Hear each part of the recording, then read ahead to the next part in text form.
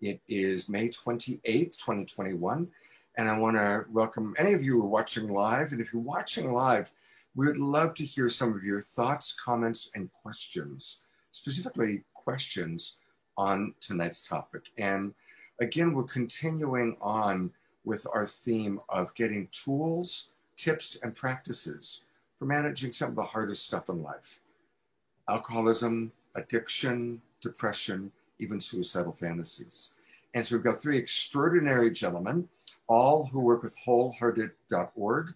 If you saw our previous show, you know a little bit about it, but we're going to go deeper into what Wholehearted is all about. We're going to learn more about TJ and his wonderful work in conscious recovery. And to kind of get us going, I'm going to put the spotlight on my partner here. This is Trish. Trish, how have these issues impacted you? And I know that you have a strong feeling about why we're doing this show 2 weeks in a row. Yeah. Well, mental health, aka the chemistry that runs through your brain, is some of the most important health that we can focus on, in my opinion. It is the focus of self-love. You know, Scott, and maybe you guys don't know, but I run a show every Thursday morning called the Self-Love Show. And it's not just about, bubble baths and, face scrubbies, but really looking at the things that create the patterning in our life. And that's what, in my opinion, is what addiction is that it's, you become addicted to either whatever chemical, could be a beer, or it could be the conversation, a negative conversation. It could be self-depreciating opinions. It could be owning the story that someone didn't love you, or it could be a severe chemical that you're running through your body. And it becomes a neurochemical, neuropathway in your brain. So you're automatically sort of going towards that. Our bodies are constantly looking for homeostasis, for that balance. And I hope that if I say anything incorrectly, that these beautiful fellas will totally, work this back around. But I think it's really important to talk about the hard stuff. This is called straight talk. And Scott, that what's really important to me is to really talk about the things that nobody wants to talk about. Because this is how we normalize the conversation. This is how we get help when, nobody wants to talk about heartbreak or nobody wants to talk about drug addiction because it's so hush-hush. It's still so taboo. And that's not how things change. Things change when we converse, when we get really honest, when we really share. Because so much. There's so many tools out there. There's so much information out there, and what is real and what will you. And so that's why we have amazing people come in. That's why we have TJ Woodward and AJ Fox and Roland. This is important conversation. So I invite all of our viewers and our listeners to really give us your questions about addiction. Give us your questions and share your experiences so that we can interact. Beautiful. And I've kind of put it on gallery view. We're going to meet all of these gentlemen. AJ is the creator, the executive director and producer, and man who makes wholehearted.org happen. But you know what? He's a little on the shy side, to be honest. So I'm going to actually start with TJ and ask TJ to tell us how you got introduced to Wholehearted and what Wholehearted has meant to you and what you discovered about it. And then we'll give AJ a chance to warm up a little bit. Well, that's perfect. So I'm assuming you're saying that I'm not shy, Scott. Is that the implication here? Because it's true that I am not. Absolutely. TJ, I will vote for you when you run for president. Oh yeah, no, too many skeletons in my closet for that. So I met AJ several years ago when I was presenting at a conference, and the immediate conversation, there was a synchronicity, and we were talking about how to make mental health, the conversation around mental health, well-being, addiction recovery, more available to more people. And we were talking about how, a platform like TED Talk is great. You get inspired for 12 minutes or however many minutes it is. But AJ's vision, which I really love, is not just to have talks, because wholehearted.org has some amazing talks, but for the people that really want to go deeper, that want to really actually transform their lives. And so he's brought together some phenomenal thought leaders. We've got Dr. Gabor Mate, Brene Brown, Marianne Williamson, this amazing person named Roland Williams is on the platform. I have the honor of being on it, and it really is a place where someone can go if they really just want to be uplifted, if they want to work on, as Trish said, some of the more difficult conversations, to look at how we can actually heal. So I think in the simplest form, I would say it is a platform for healing. Beautiful. Thank you. I'm going to, go ahead and go to the website for Wholehearted for a moment. As we take a look at it, you can kind of share with us. Here we go. There it is. And if anybody doesn't know Gabor Mate, TJ, tell us a little bit about him, since he's obviously such a big part of Wholehearted. Well, I'm going to defer that to AJ because he has worked with him for years, but I'm going to say my personal experience of him. I think Dr. Gabor Mate is a person that's speaking in such a profoundly deep and transformational way about how we can actually address some of the systemic issues that happen in culture. That's one of the things I love about him. He's a doctor, so he comes from this beautiful point of view where he brings in a lot of different components, including the physical. But one of the things I love about him is that he speaks so from his heart. He talks a lot about systemic and generational issues, and a lot about how we heal trauma, which is really, I was gonna say trauma is dear to my heart, but that is really true, because in my experience, just about 100% of the time, one of the underlying root causes of addiction is trauma, and he's someone who speaks to it in such a beautiful and profound way. And I've just always loved listening to him. Wow, thank you. So how I know Gabor Mate is that he's big into trauma, but he's also into he's really into childhood, like how the childhood creates the trauma and how it creates the system that we live in our adulthood. He's also a compassionate communication. That's mostly what what's it called? Oh, compassionate inquiry is his whole platform. And I know, Scott, you'd probably really love Gabor Mate because he really is really there in that place of understanding humans as human and loving them there. Beautiful. Yeah. Well, that's a perfect opportunity for us to put the spotlight on AJ. AJ, tell us about Gabor, but also tell us about Wholehearted. And I think the two kind of come together. Your work with Gabor led to your starting Wholehearted. So tell us the story. Well, okay. So there are a lot of other people involved that I'd like to go back and spotlight, but Gabor is the most visible. Been working with Gabor for about, I met him almost 10 years ago, and I'd gone to a bunch of his trainings, read all his books, and had conversations with him about, your work is amazing. I can't wait to see your first course or your first program. Year after year would go by, and there were a lot of individuals that worked with him to try and create something. But it's really difficult. It's really expensive. It takes a lot of time. It takes a lot of staff to put programs together. And so about almost 5 years ago, we finally just went to him and said, we're tired of waiting, and the world needs to hear what you have to say. We'll do it. And at that point, I already had the idea of Wholehearted in my head. But he was the first person that we were really able to get behind.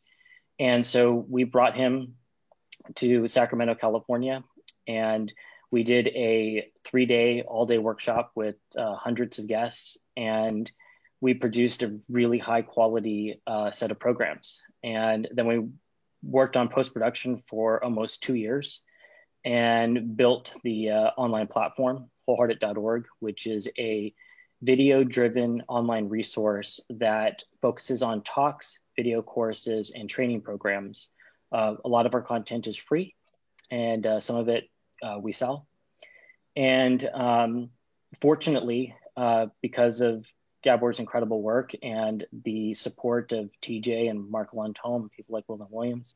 The launch of the website was incredibly successful. And we now have over 100,000 people that are members, and we're growing by a couple thousand people every day. Wow. And so what I would like to say about Gabor is he is one of the most compassionate people I have ever met in my life. And he's got an energy and a presence around him where he almost always says something unexpected and enlightened, but it is wrapped in a very human and I would say flawed in an affectionate way. He embraces humanity. He embraces his own trauma, his own issues. He's very open about it. And he is one of the safest and most gentle people I've ever met. And he's been incredibly generous with his time and with his knowledge and with his wisdom. And he really doesn't want or ask anything of anybody. He kind of just gives. And I think that's also why he's so popular and successful. He's at a point in his life where he's privileged enough to be able to give as much as he does. And he's really dedicated to that.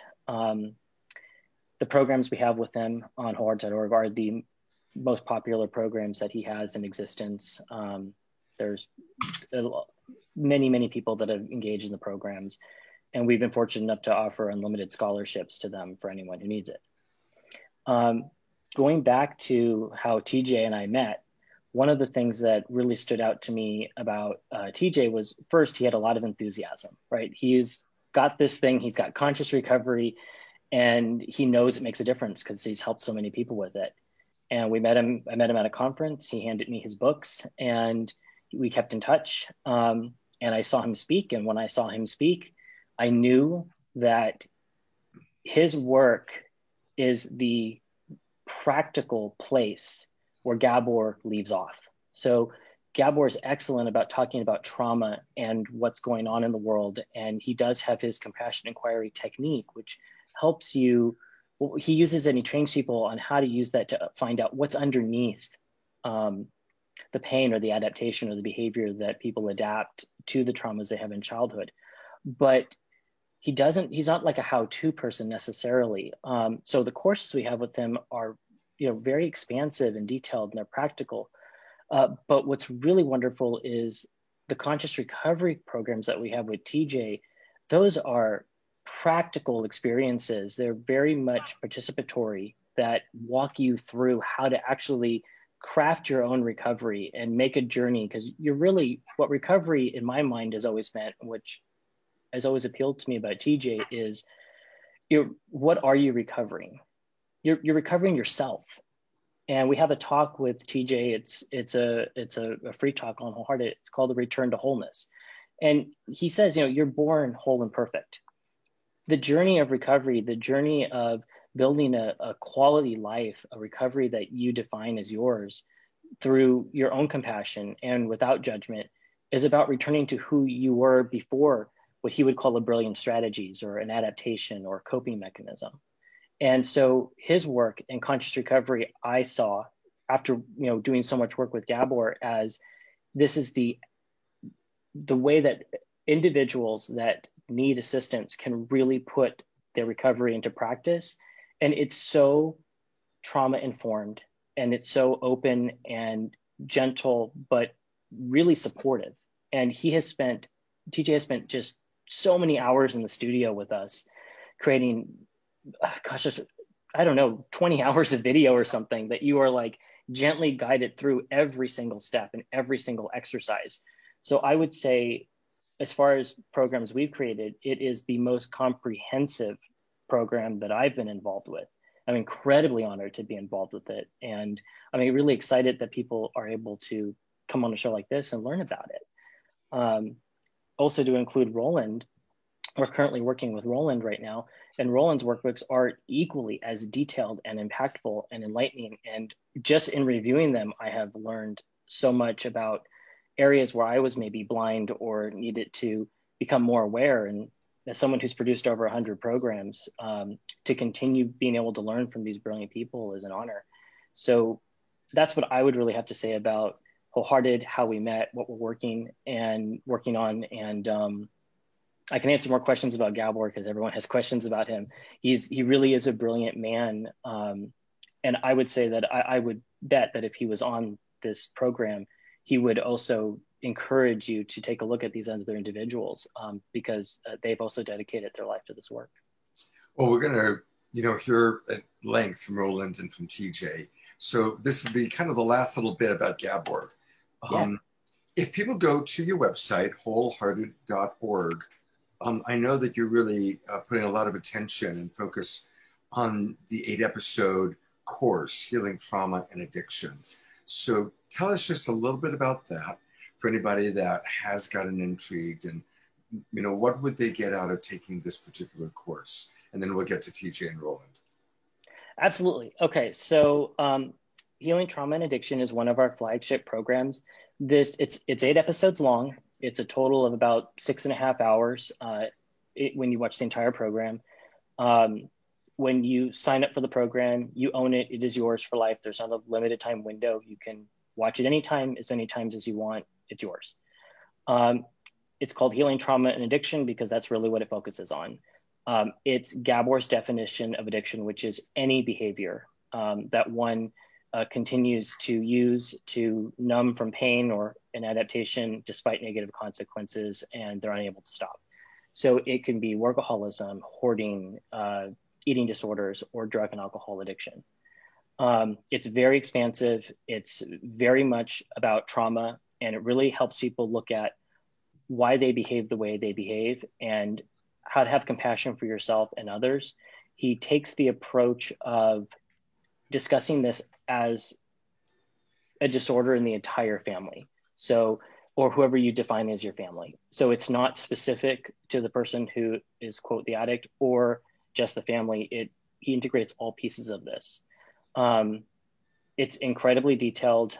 Every sentence he says is something that's fairly profound. And so a lot of people watch and pause. And we have many people that have commented that they've had to watch the program multiple times. And each time they watch it, they take something new away, because when you spend 6.5 hours with someone like Gabor, it's almost impossible for you not to grow as a person and to heal somewhat.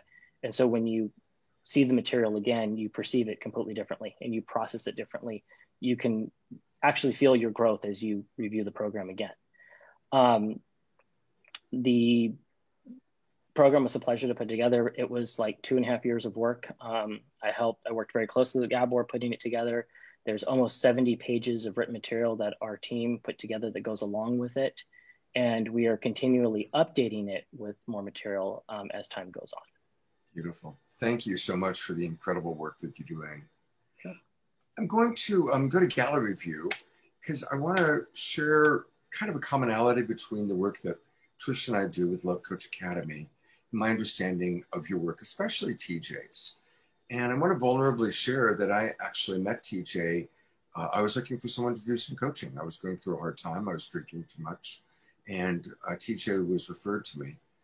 And it was perfect because I really appreciate his approach, that it's not about, I had a lot of trigger about the idea of being perceived as, a drinker or an alcoholic, which I didn't believe that I was. But I definitely was drinking too much and it was an issue and I needed to deal with it. And I love TJ's whole focus of bringing it back into wholeness. And it is similar to something that Trish and I teach. When people ask us, well, what's the difference between love coaching and traditional therapy? Our standard response is that in traditional therapy, people are diagnosed and evaluated, and God bless, therapists spend many years learning how to diagnose and evaluate what's wrong with somebody. In Love Coach Academy, we don't think there's anything wrong with anyone. We just recognize that life is friggin' hard. Life is difficult. Life is challenging. And we adopt coping strategies, as TJ calls them, brilliant strategies, that initially really help us to deal with life or to have more fun. But then those strategies become compulsions or addictions, and they get out of balance, like most anything juicy in life, right? So I just wanted to acknowledge that. And with that, Trish, anything you want to add about that before I turn it over to TJ? No? Okay. So with that, I am going to put the spotlight on my friend and my coach, and someone I have tremendous respect for, TJ. Oh, thank you so much, Scott. And I'm just so deeply honored to be here. Roland and I have worked together for years, and we are really connected. And, all of you, I'm just so incredibly grateful to be here and to be able to share about conscious recovery and really how we are shifting into a new way, in my experience, a new paradigm of how we look at addiction. And Scott, you said it so well. Those of us who have worked in mental health or addiction work for any time have realized that it's really so much of it is the Western medical model, which is asking what is wrong and how do I help you fix it, right? And the what is wrong is a symptom, and the symptom tends to be looked at as the problem. And so whether we're talking about physical, intellectual, emotional, or spiritual, the holistic approach is not looking at what is the problem and how do we get rid of it. It's looking at what the root of that issue is. And I think that the number one thing out of the gate that I want to share is that I've identified shame as one of the root causes of addiction. And a lot of the way that the approach is, looking backward, Roland and I, we've been around for a while. We've been around this world since 1986, right, Roland? And there was a lot of, I would say, unconscious shame that happened in the way people were treated. And I want to be really clear, I don't mean it was conscious. I think that whether we're talking about some of the support groups or a clinician or a therapist that was trained, there tended to be what's wrong here, or maybe even I have the answers for you. But what happens is, and I like to go a little deeper with it and talk about the quantum field, and that is what I'm looking for. Actually, there's a higher possibility or probability that we will discover it.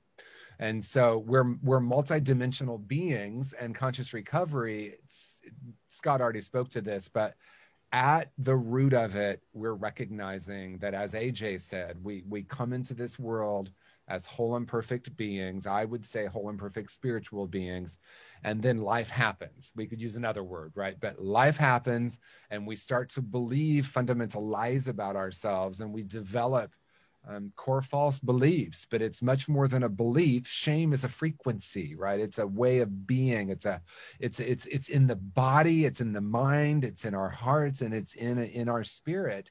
And we end up believing these lies about ourselves, and then we end up creating our life based on that.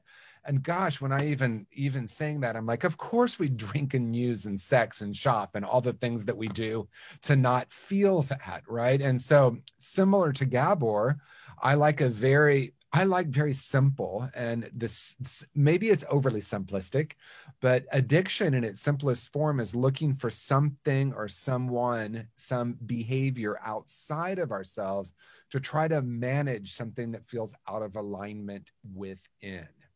And in that way, we can look at the brilliance that it once was, right? Not even that it was a coping mechanism, but that it was a brilliant strategy. And I actually, I'll let other people talk, but what I want to, I guess, close with for now is I am interested in really changing the entire paradigm of how we look at people and how we view people and how we treat people. And I'm using treat with air quotes because I'm interested in us no longer calling it addiction treatment or treatment centers, but we move into actually healing, addiction healing centers. And even addiction healing isn't 100%.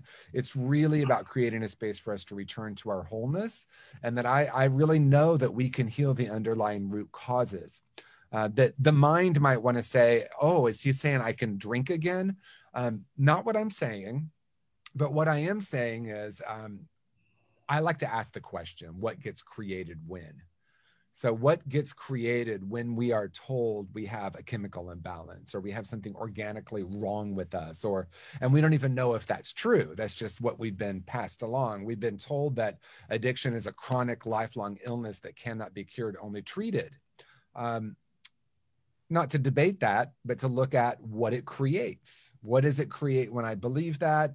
What does it create when we tell our clients that? What does it create when we believe that about our loved ones? Even believing it. I had the opportunity this week to speak to a group of mothers, and the number one thing that it's like giving them permission to not look for what's wrong with their child and then go into blame about who's at fault and how did it get created. So if we can shift from blame to curiosity, that alone will have a profound shift, create a profound shift. Thank you, Scott. Well, thank you. And, of course, being that you're talking about conscious recovery, and our audience is the Global Peace Trust. So there is a spirituality, a non-denominational spirituality that's beautifully woven into your teaching and your approach. And I agree. I think shame is the great human epidemic. Yeah. And I always love that delineation that guilt is when we feel bad about something we did. Mm-hmm. Shame is when we feel bad about who we are. Right. And we all have shame around something. And it is important to, and we're coming out of a worldview where people were consistently shamed. 3 of the 5 world's great religions are very much built around shame. Yes. I remember being a little boy walking into the church and seeing this guy hanging on a cross in agony and wondering why we were worshiping him. And then, he died for my sins. Wow, I didn't even know I was that bad, that this beautiful man that we worship died because I'm a bad boy. It made no sense to me. Still doesn't make any sense to me, honestly. So alleviating shame is something that, if we alleviated shame in this world, I really believe 95% of our problems would evaporate, would dissipate. Well, that's exactly right. Because if you look at what's happening in our culture in the last 14 or 15 months, because the counterpart to shame is blame, right? And so if I haven't healed my shame, then it gets externalized and I go into blame. And blame is one of the lowest vibrations. Right. And we see a lot of it in our culture right now. And perhaps it's always existed. It seems pronounced right now. And I look at it as an invitation. It's an invitation for us to heal. And, I know other people are going to talk, but maybe later we can talk about how you actually heal shame, because it's really, really different than the way you work with guilt. So I love the distinction, and maybe we can talk more about that later. But, the healing is at hand. Let's put it that way. TJ, I want to bring Roland up. And rather than me reading, and then he went to this college and he did this, that, and the other thing, I would love for you to introduce Roland for us, because you've worked with him and you have a more personal connection. It's so interesting, Roland. I get the privilege of introducing Roland a lot, and I don't know what that is, other than I'm one of the luckiest guys ever, because I get to just talk about this incredible person. You talked about enthusiasm, and that's something that I can say about Roland. It could be that we're both Leos, right? It could be that, but Roland is someone who I would describe as a bigger than life, visionary person on planet Earth. And when we met, actually, I heard you speak a couple of times, but when we actually had an opportunity to meet, there was a synchronicity of energy. And I was actually applying for a job, and Roland, with his humor, was like, "No, I don't think this job is right for you." Wow. So I think there's something bigger here. And so the word that comes to mind is visionary, and the other word is pioneer. He's someone who has helped start treatment programs. He's someone, what I like, there's almost like a yin and yang quality. He's a straight shooter, and I love that about him, and a heart of gold.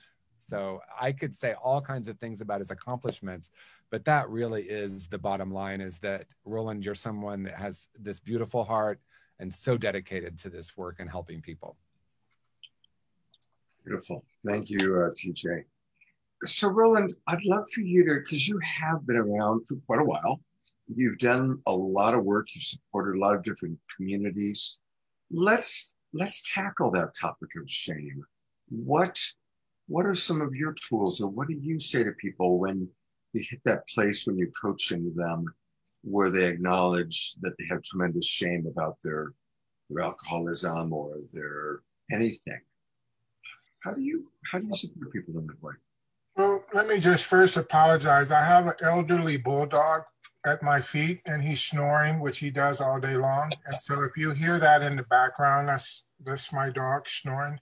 He's an old man, and he has no shame about it, by the way.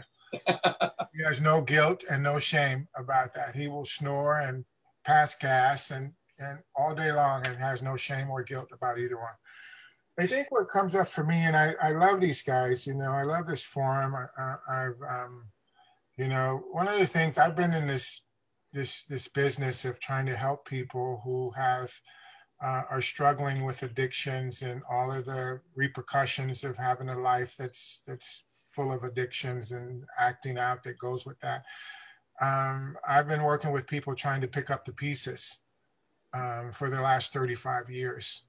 And so I've seen a lot in this business. I've seen the shame, the wounds that are left after a person has spent a lot of time and energy trying to fix something that can't be fixed by a substance or a process, and the frustration and the fear and the hopelessness that comes from that. And one of the things that I've noticed over my professional career is that there aren't enough, and TJ has alluded to this, and AJ has alluded to this. There aren't enough people, I think, in the business that are doing the right thing for the right reason. I think that things shift. I think we have a lot of people who are telling people what they need to do and telling people what needs to happen in order for them to get better. And sometimes there's a conflict of interest. Sometimes people have their own agenda. The teachers, some people shouldn't be teaching. Some people shouldn't be therapists. Some people shouldn't be the boss of other people. Some people shouldn't be parents, bosses, etc. And so I've seen a lot of things that are kind of heartbreaking in this business of us in the name, things being done in the name of healing or helping people get better. And I've also seen a lot of people who, in my opinion, are passing along and giving energy to bad information. Like the message that they're sending is and could be considered the wrong message. Certainly it might be the wrong message for some people. And it's being presented as though it's a fact. And it used to be blasphemous to challenge some of the dialogue that was happening in these places and by these people. If you challenge that, it was, what do you know? Your best thinking got you here. And it would break somebody's heart. It'd be like I said before, it'd be like you're telling somebody their baby is ugly. You're telling somebody that what saved your life might kill me. So it's been rough. And so when I see people like AJ and TJ and people who they say that we don't care how much you know until we know how much you care. Like seeing somebody who has compassion and knowledge together, that's a wonderful combination. And I see it both with these two guys. Not only do they have knowledge, they're brilliant and they're compassionate, they're authentic, and authenticity is such a rare thing, unfortunately, in this business. And to have people be teachable and to be open to new ways and recognizing that there's no one size fits all, that if we really want to help somebody, if we really want to help somebody address, heal, move forward past a place that they've been stuck for a long time, you have to really get to know that person. You have to stop what you're doing and you have to recognize that, before I tell you what I think you might help you tell me what you think might help you. Yes. You tell me your story. One of the things I've been doing, I still see people, and I don't have to, but I like to. You know, I've been doing this long enough. I don't have to see people individually, and I don't have to work with families. You know, I spend a lot of time working with businesses and treatment centers and that sort of thing. But I like seeing clients. And one of the first things that I do in my therapy practice with people, or my work with people, is I shut up. And I don't come in with a pen and paper, and I'm not taking notes while they're talking. I say, tell me your story. Tell me your story. And I listen. I listen to their story. And then we work together. I try to work with people together to try to get to some of the stuff that they feel is holding them back. Try to work together to see what kind of things do you want to work on? What kind of things do you want to change? And how do you think we might be able to do that? And I have a lot in my toolkit, you know. I mean, I've been doing this a long time. I have a lot of tools, but I don't assume that I know what the right tool is for this particular person. And that's one of the things I love about TJ's work. And I've watched TJ, I've watched this blossom. You know, I've watched this start as an idea, and I've watched TJ work with people.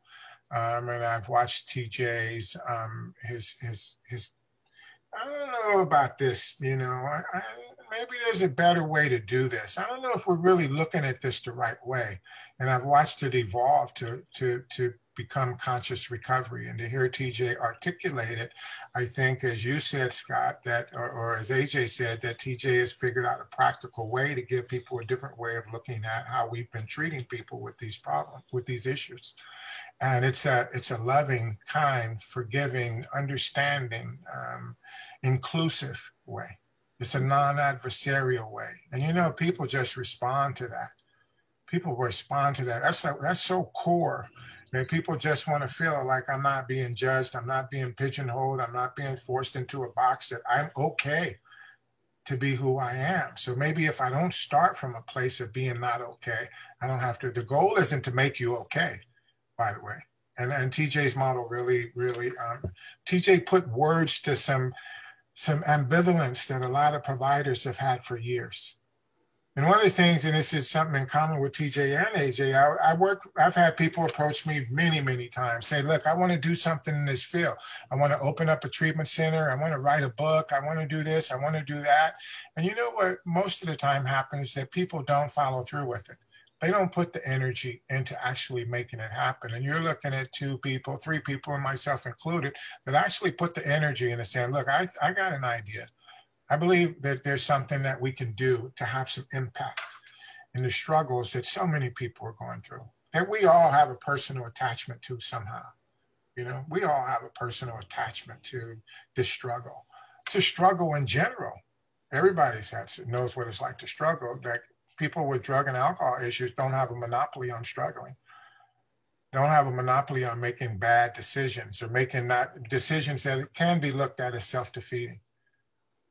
But these guys said, I want to do something about it.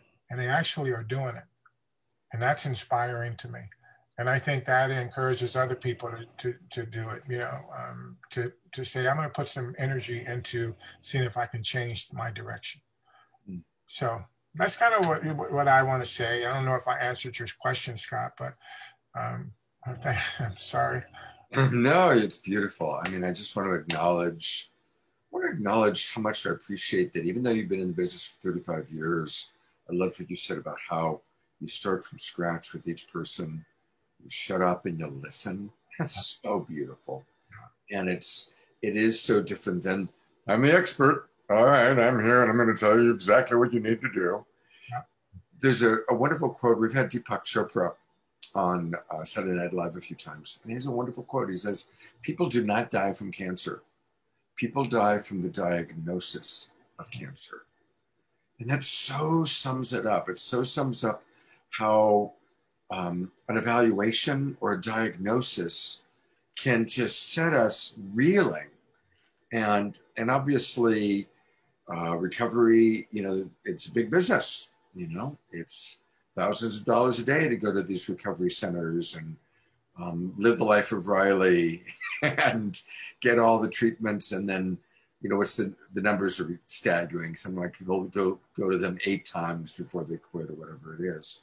So it's beautiful, the alternative that all of you are providing, and that it's compassion based. It's, you know, and again, that's Love Coach Academy. Our whole teachings are built on what I learned from my mentor, Marshall Rosenberg, the founder of Compassionate Communication. So it's that presence and that compassion that's beautiful. Trish has offered to share a little bit of her story, and I think that'll lead to some interesting conversation. First, I really want to say that about the shame piece, if you want to get stuck somewhere and not being able to grow anywhere, is really just to like dig your shame guilt complex. Like that's what I did for a long time. Just on a little side note is that I've really uncovered recently, there's a shame guilt complex within my mother's side of the family, and they play it out on each other in this particular way that makes them all want to run away. That's part of a little bit of my story, is that, you know, my parents were divorced really young, like 3 months old, that I started to create ways as a child to get my needs met. If I was really, really good, then I could get my dad's attention. And if I was really bad, then like bad things would happen. And so I facaded this experience in my life to get my needs met. My need for safety, my need for attention, my need for food. Like there was all these things that I created, you know, and then just to throw in some socioeconomic status kind of pieces, is I grew up in a trailer park in Montana with my mother in a 600-person community. Like it's the tiniest little town, you know, like $5.15 was minimum wage. There was just like nothing. And then my father, who was in the middle class. So there was all these like trying to maneuver through the world, being a woman, having to contort for, you know, to get my needs met, and just that, you know, and that whole systemic belief system about this, you know, socioeconomic status and being a woman. And so as I realize how I'm creating, as you know, now in the last, you know, 10 years, how I'm creating situations in my life to get my needs met, which put me into very crazy, dangerous situations, especially with sex, drugs, alcohol. I started to crave feeling okay, because society doesn't really give us the coping skills to manage or even to process our emotions. So I got into, I mean, I never really got into heavy drugs, but I got into psychedelics and ecstasy. I mean, like ecstasy was like all the time. Most of the few years that I was doing it, it was like straight through. And the things that I was mostly addicted to was really in that codependent patterning, you know, trying to meet your needs for like as a child, as a codependent, like bonding piece. Beyond that, it was sex. The sex was the closest place that I could feel connection inside of myself and with another person. So it was like, you know, and then the alcohol piece was a social connection piece. And after I really dissolved it and started to step into what I'm really driven by, connection, obviously, connection, collaboration, and human interaction, that it started to dissolve a little bit of like, can I be uncomfortable? Can I just be in uncomfortable? And I love and can be compassionate with myself here. And I love what you all three are saying, and Scott too, what we all four are saying, and what the foundation of your work is, especially for men. Like I love hearing that men are like, yes, I can hold people in their deep, dark, like, like that's changing the world beyond just recovery. That's changing how we interact with each other on a global level, like just showing up and seeing the person for all of that they are, and making them whole and complete, and looking at them that way. Like, thank you. So just curious, thank you, first of all, for sharing so vulnerably about your history. Because I know you very well, you're one of my dearest friends, and you are now sober and you are discerning and you know, are a healthy, balanced woman. What were some of the tools? What are some of the things that got you there? That got you from that one place where you're putting yourself at risk to where you are now? Well, the biggest thing was stepping away from people who were shaming me. Guilt and shame, that was just literally like the whole spiritual community. I had to step away because there was like, anger's bad. I stuffed my anger for fucking 30 years.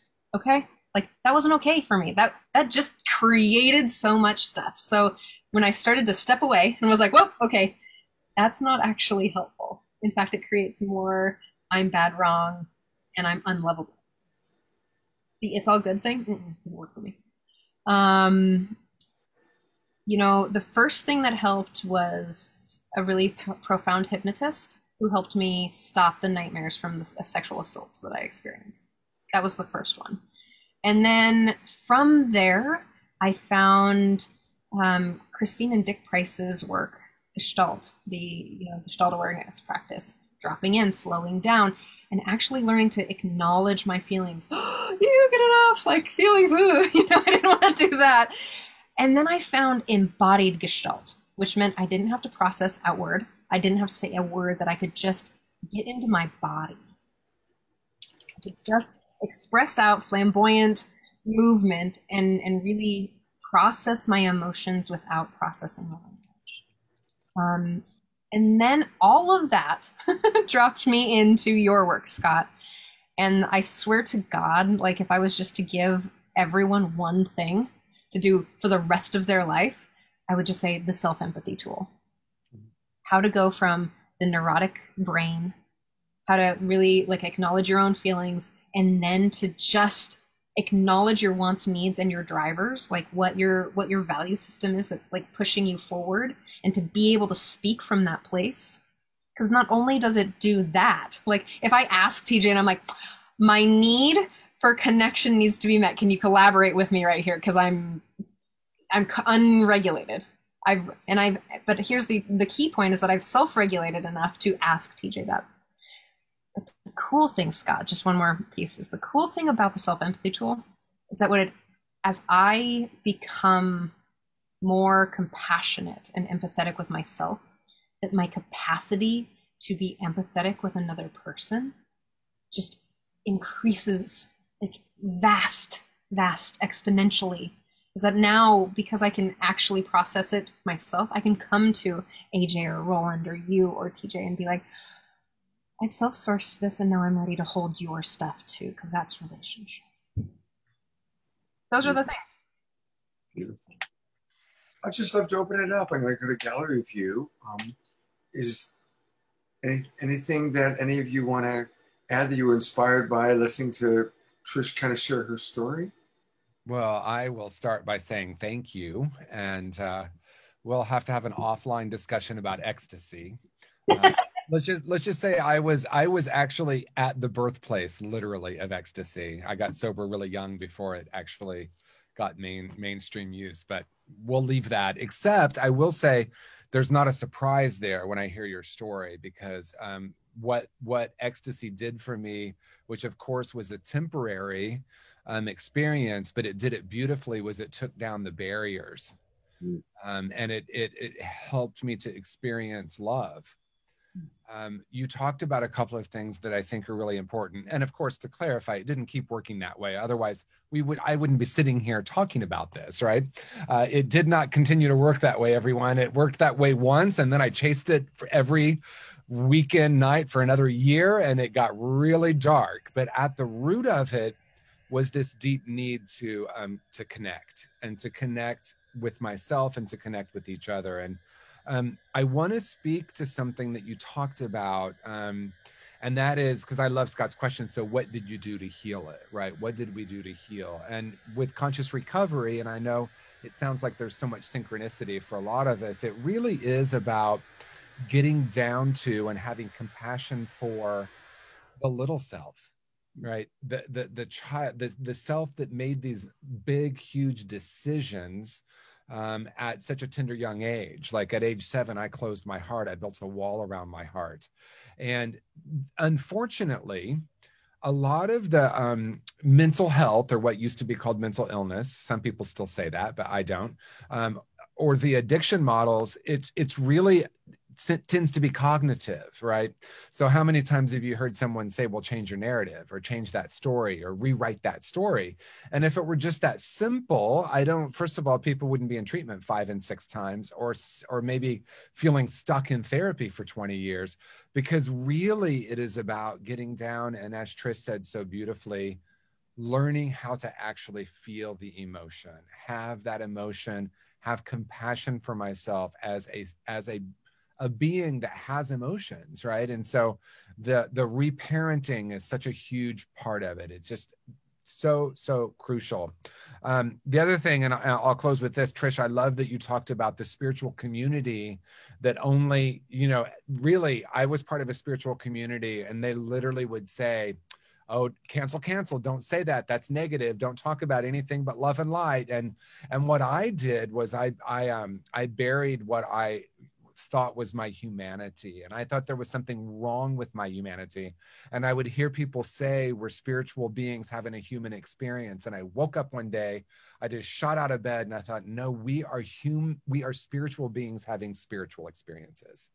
That all of it is part of the spiritual journey, that there is no such thing as a negative emotion.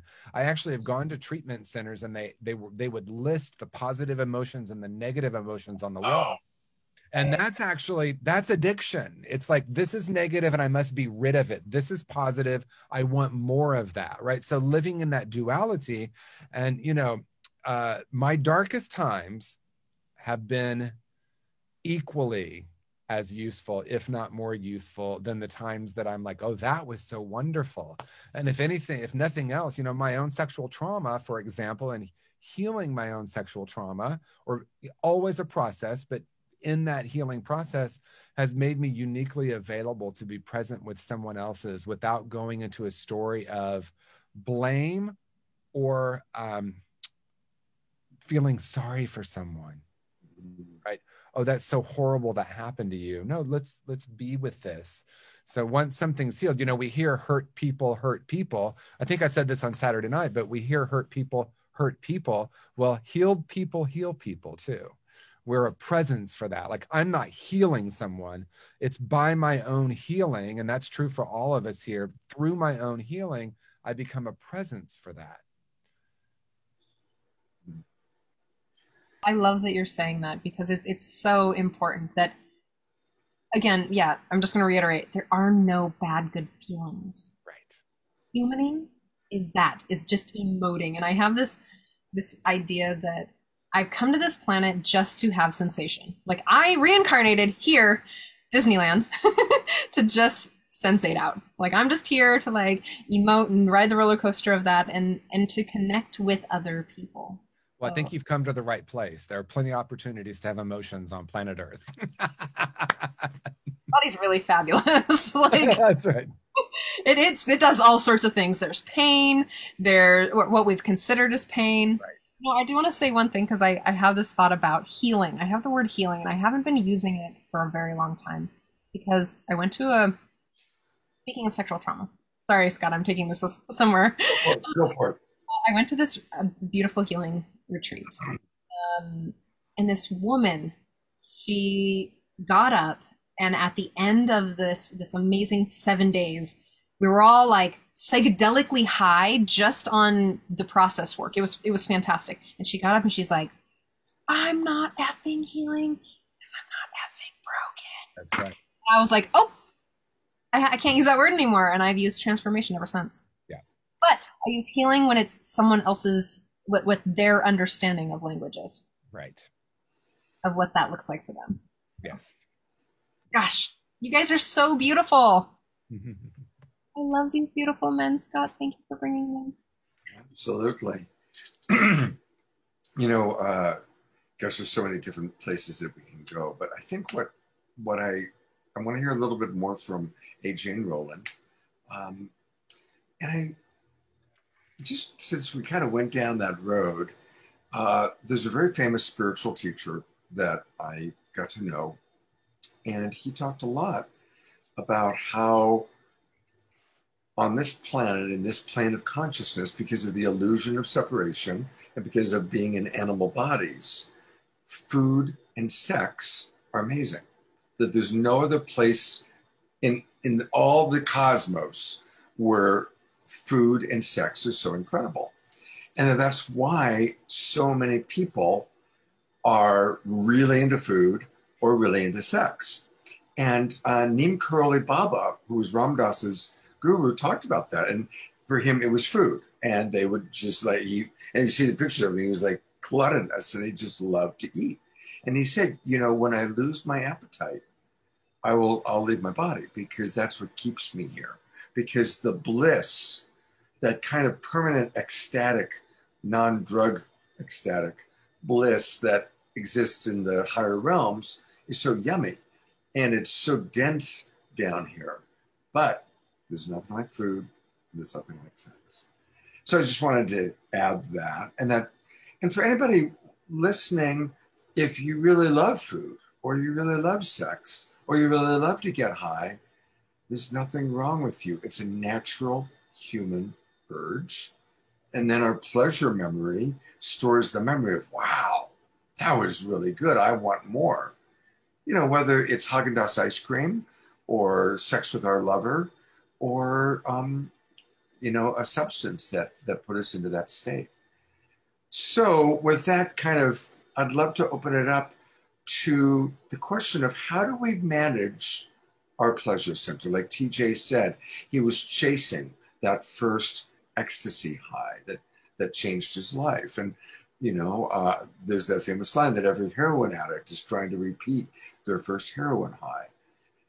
So how do we manage our pleasure center that just remembers how yummy something tasted or felt when we recognize we can't keep chasing it? We're chasing it. The compulsion is now causing more damage than good. How do we tackle that one? I'll open it up to anybody who wants to. I want to say something. Yeah. I just want to say a couple of things, actually. For people that have gotten to a point where they've figured out the way that I deal with the thing that I'm chasing, and people sometimes are trying to get away from something, and people are sometimes trying to get to something. So people are sometimes running towards it, and sometimes people are running away from whatever it is. They think that the substance or the process is going to help them to achieve something that they don't feel they could achieve on their own, or they think the substance or the process is going to help them get away from something that they don't feel that they can get away from on their own. And drugs and different kinds of behaviors are real effective at that. You know, it's real effective at changing the way we feel. It's real effective at providing a temporary, usually a temporary anesthetic, you know. But it often, as TJ mentioned, it doesn't last. And then we're off to something else. And I want to say something about the people, your listeners that you might have that are wanting to be real conscious and wanting to really have a full expression of emotions and have a clear, higher way of thinking and viewing and being in the world. But they've gotten caught up with the drugs and alcohol, or whatever the process is. They're caught up right now. So there's some people that I have a higher self inside of me somewhere. I know that. But what I'm doing right now is not consistent with that. Like I'm doing some stuff right now that I know is blocking me from being my true, authentic, higher self. And I've actually transformed into something that's very different than I want it to be. And I don't know how to get out of it. And I just want to say that it's so important for people to understand that I don't know how you're going to do it. I mean, I have ideas about how people do it, and a lot of people there are a lot of people out there that can give some suggestions, but I think it's real important for people to figure out how to get off of the stuff that they're using in order to open up their consciousness and open up their heart and their spirit. Like the first thing, like abstinence it's not recovery. Abstinence is not recovery. Abstinence is just a prerequisite for it. Like people got to figure out, how do I get this stuff out of my system first so that my brain is working, my heart is working, my spirit is open. And I think that a lot of people are stuck because they don't know how to get past that.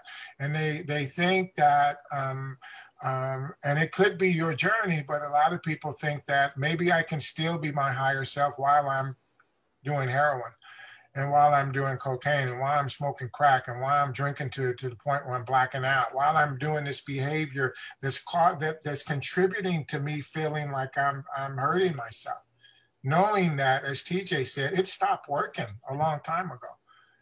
And I haven't stopped doing it because I don't know how, or I'm afraid of what it's going to feel like when I stop. Some drugs have actual physical withdrawal symptoms that are miserable.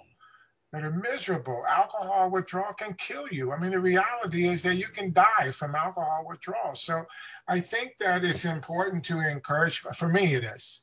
I think it's important to encourage people that, you know, try to find a way that works for you to get the stuff out of your system for long enough, take a break. Find a way to safely get it out of your system so that your spirit and your mind and your emotions are not clogged up and distorted by whatever it is that you're doing, you know, and get some help with that, because one of the paradoxes of this recovery thing is that you alone can do it, but you can't do it alone.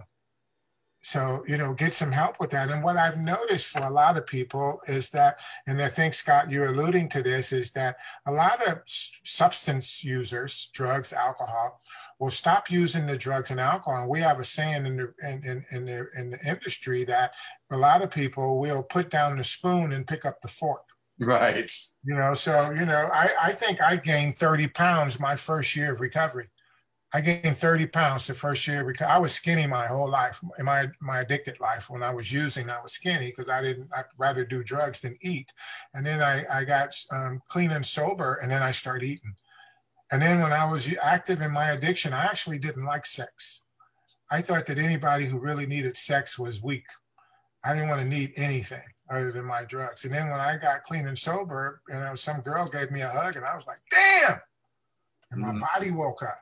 And then I went crazy, you know? And so what a lot of people do is that they'll substitute. They'll stop using the drugs and alcohol, and then they go to food and sex, which are the two top ones. And then, you know, then it graduates. People find it's like whack-a-mole. We always talk about that. People are finding some other way to act out, to try to fix that stuff that TJ's talking about. Try to fix that stuff that Gabor is talking about. Try to fix that stuff that you're talking about, Scott, and that Trish is talking about. That stuff that's inside. It just is, I don't really know what it is, but I know it needs some movement. I want to move it from where it was to another place. I don't know what that's going to look like, but I know it's an inside job intuitively. And people will find, you know, we have such a low tolerance for discomfort. And so when we feel uncomfortable, we think something's wrong and I need to do something, take something, drink something, screw something, eat something in order to feel better. And so what I know, what I've learned in my years to me is that it's not about feeling good. And like what TJ said, you know, sometimes some of the most difficult events that have happened in our life have been some of the most necessary and some of the most healing and some of the most like springboards into a new awareness and a new way of being. And so to put a label on that I'm going through something right now and it's bad and I shouldn't be going through that, maybe it's not that bad. It may not feel good, but that doesn't mean it's bad. Yeah. You know? And I just think that, yeah, I felt like I really wanted to say, if in summary of what I'm trying to say, how important I think it is to, if you want to grow, if you want to heal, for lack of a better word, and you're active right now in some addictive behavior, and you know that by your own definition, not by my definition, by your own definition. If you feel like you're active in something that's self-defeating and it's an addictive type of behavior, because this show is about addiction, I would encourage you to try to get abstinent. Try to stop using so you can get the clarity that you need to do the work that you need to do. I just want to say that. It's beautiful. Thank you so much. Thank you. I do want to read a couple of comments that have come in from our listeners or people who are watching.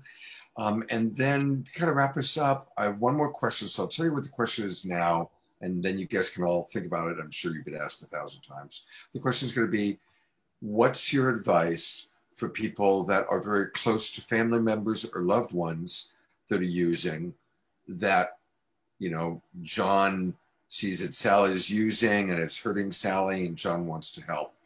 What's your advice for John? So we're going to get to that in a moment. But I want to acknowledge, thank you, Joyce. She's watching on Facebook.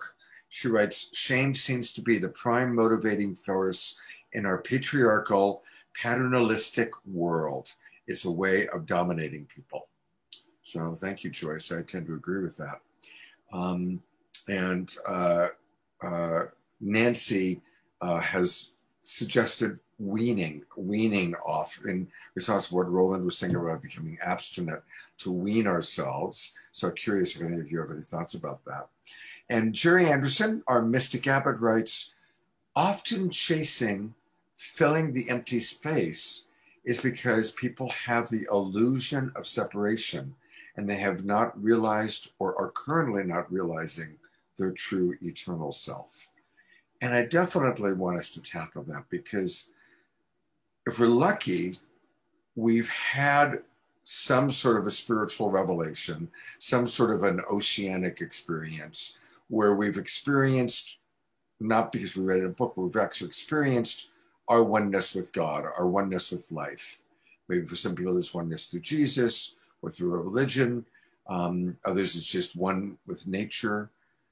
If we've had that epiphany, if we've had that near-death experience or that psychedelic experience where we remembered, oh my God, I'm eternal, I'm multidimensional, I'm not just in the body, that's a real blessing.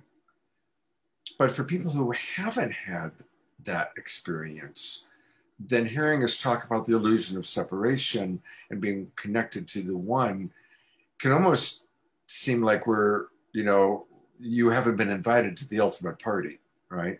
Let me tell you all about this incredible party that we're hip to, and oh, you haven't experienced it? Too bad. It's a hard one. I have a lot of compassion for people that haven't had that experience. My mother had never had that experience, and dying was very difficult for her. She was a good Christian woman, but she really didn't know what was going to happen when she stopped breathing. So I'd love to kind of open it up. Does anybody want to tackle that? Like, I see TJ smiling, so I'm going to put the spotlight on you, TJ.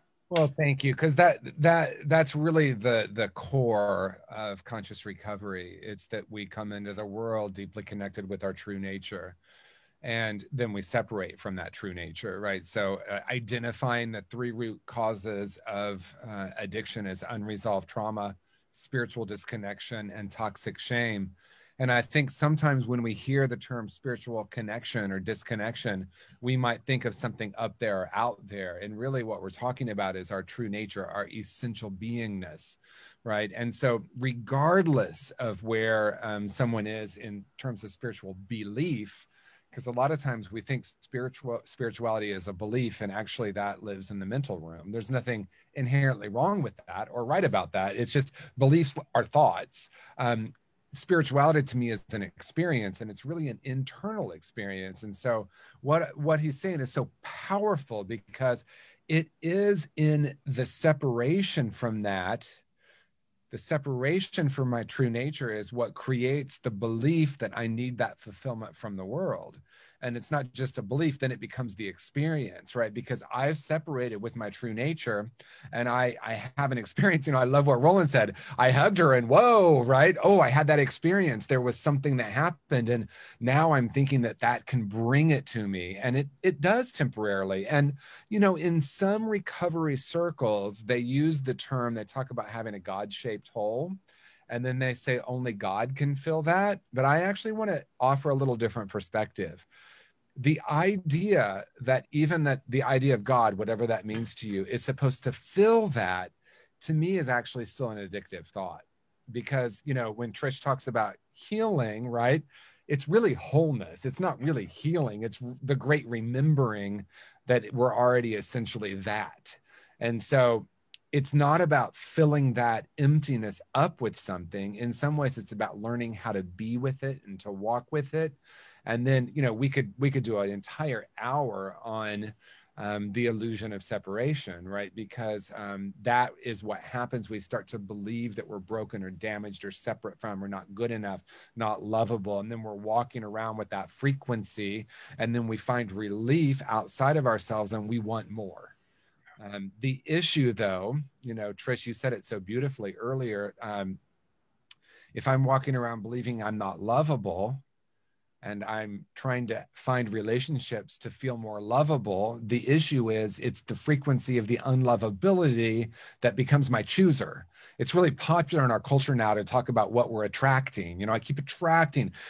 Roland, if you and I could have, and Scott too, I'm sure, if we could have $100 for every time someone said, why do I keep attracting unavailable people? We could have retired decades ago, right? Because that's really popular to say.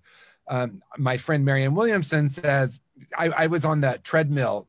I had a Walkman. That's how long ago it was. I had a Walkman. I was on the treadmill. And she said, the first important step is to stop saying, why am I attracting this? And to start saying, why am I attracted to it? Right? But not from a place of blame or shame, because it's very easy to go into a place of blame or shame, but then to become curious. Well, of course, I chose the absolute perfect partner to confirm the core false belief. It wasn't conscious, but I felt unlovable. So I could go into a room and the person that was very available to love me, I would literally repel from it. It wasn't about attracting that. It was like, oh, there he is right over there. That's the one I want to get into a relationship with. And it wasn't conscious. On a conscious level, it was please love me, please love me, please love me. On an unconscious level, it's like, I'm only going to choose. These people weren't bad people, right? They chose me because I was going to confirm their core false belief. The last thing I'll say, I remember at one point I was going to Thanksgiving at my family's and I had this narrative of like, oh God, I'm going to early recovery. Oh my God, I'm going to be with my family and they're going to push all my buttons and they're going to trigger me. And I'm like, oh wait, I'm their family member. I'm about to do that to them. There was like this big epiphany. It's like, oh, we have all these unconscious patterns. And as long as they stay in the unconscious, we're just pushing up against it and pushing each other's buttons. My business calls it sacred friends. It's supposed to touch those places so that you can look at it and love yourself more deeply. Wow. Thank you so much, TJ. Thank you. Beautifully stated. All right, the last question of the night, and then we've got kind of I want to hear from AJ a little bit more about Wholehearted. But that question, oh yes. Do you mind if I actually talk a little bit about what TJ and Roland were speaking about? I would love for you to, absolutely. So I'm not in like recovery in the traditional sense. I've never used drugs. I don't drink. I don't even drink coffee. And I know a lot of people will be shocked by that. And I've never had like the profound shift or spiritual experience. One of the things I struggle with and always have struggled with, and it's maybe even obvious in just how I speak, is I don't feel a lot of high or low emotions. I have a lot of numbness in me, and I'm a workaholic. So that really is my brilliant strategy, my coping mechanism, that my core false belief is I can't actually heal myself or help myself, but I can help others through partnering with people like TJ and Roland. That I don't maybe have a lot of profound or enlightened things to say, but I can at least be part of other people's journey and sharing that with others. And so I might be like a lot of the people that are watching this, trying to figure out, well, when will this change happen for me, or when will I experience that? And I know that that's just part of the inner work. And I know that that's perhaps Wholehearted is part of my timid entry into that self-exploration. And what I want to say is, if you haven't had that experience yet, it's okay. It's taken me a long time to have and find compassion for myself to say, you've had some experiences that make it more comfortable to go through life by suppressing some of those feelings of joy or fear. And I have a lot of anxiety. Often I struggle with that. And I know that the anxiety is a result of me pushing things down. And I push down joy and I avoid it. And I bury myself in work, and I'm afraid to create personal relationships because I feel like close personal relationships or intimate relationships won't meet my needs. So I instead have working relationships and transactional relationships. So I'm on this journey myself. And I say all this because you've done you spent a lot of time promoting Wholehearted, and so have all these other people, and I really appreciate it. And since I'm the main driver behind all of it, I want to be completely transparent and authentic and say that I'm on this journey too in my own way. And I'm very privileged to be able to spend time with Gabor and TJ and Roland and Mark Lantome and Dr. Davis and all these incredible people that we've worked with. And so Wholehearted is really an exercise of me being able to learn a little bit about myself, but also my interest and desire to share what these people have with everybody else, because I have a lot of my own wounds. And so I know a lot of other people do out there as well. And one thing I have really learned is there's no difference, at least in my perspective, between my workaholism or my struggle with anxiety and somebody else's struggle with drugs or alcohol or other addictive behaviors. And the thing that's really stood out to me is when you can get to a place of curiosity and openness and compassion for yourself, then you can truly have that for others. And I have windows of time where I have that, and I have windows of time where I fall into shame and judgment, because that's, feels safer sometimes. And I had lunch with TJ, and there was an uncomfortable situation with another person that was there. And I know he remembers.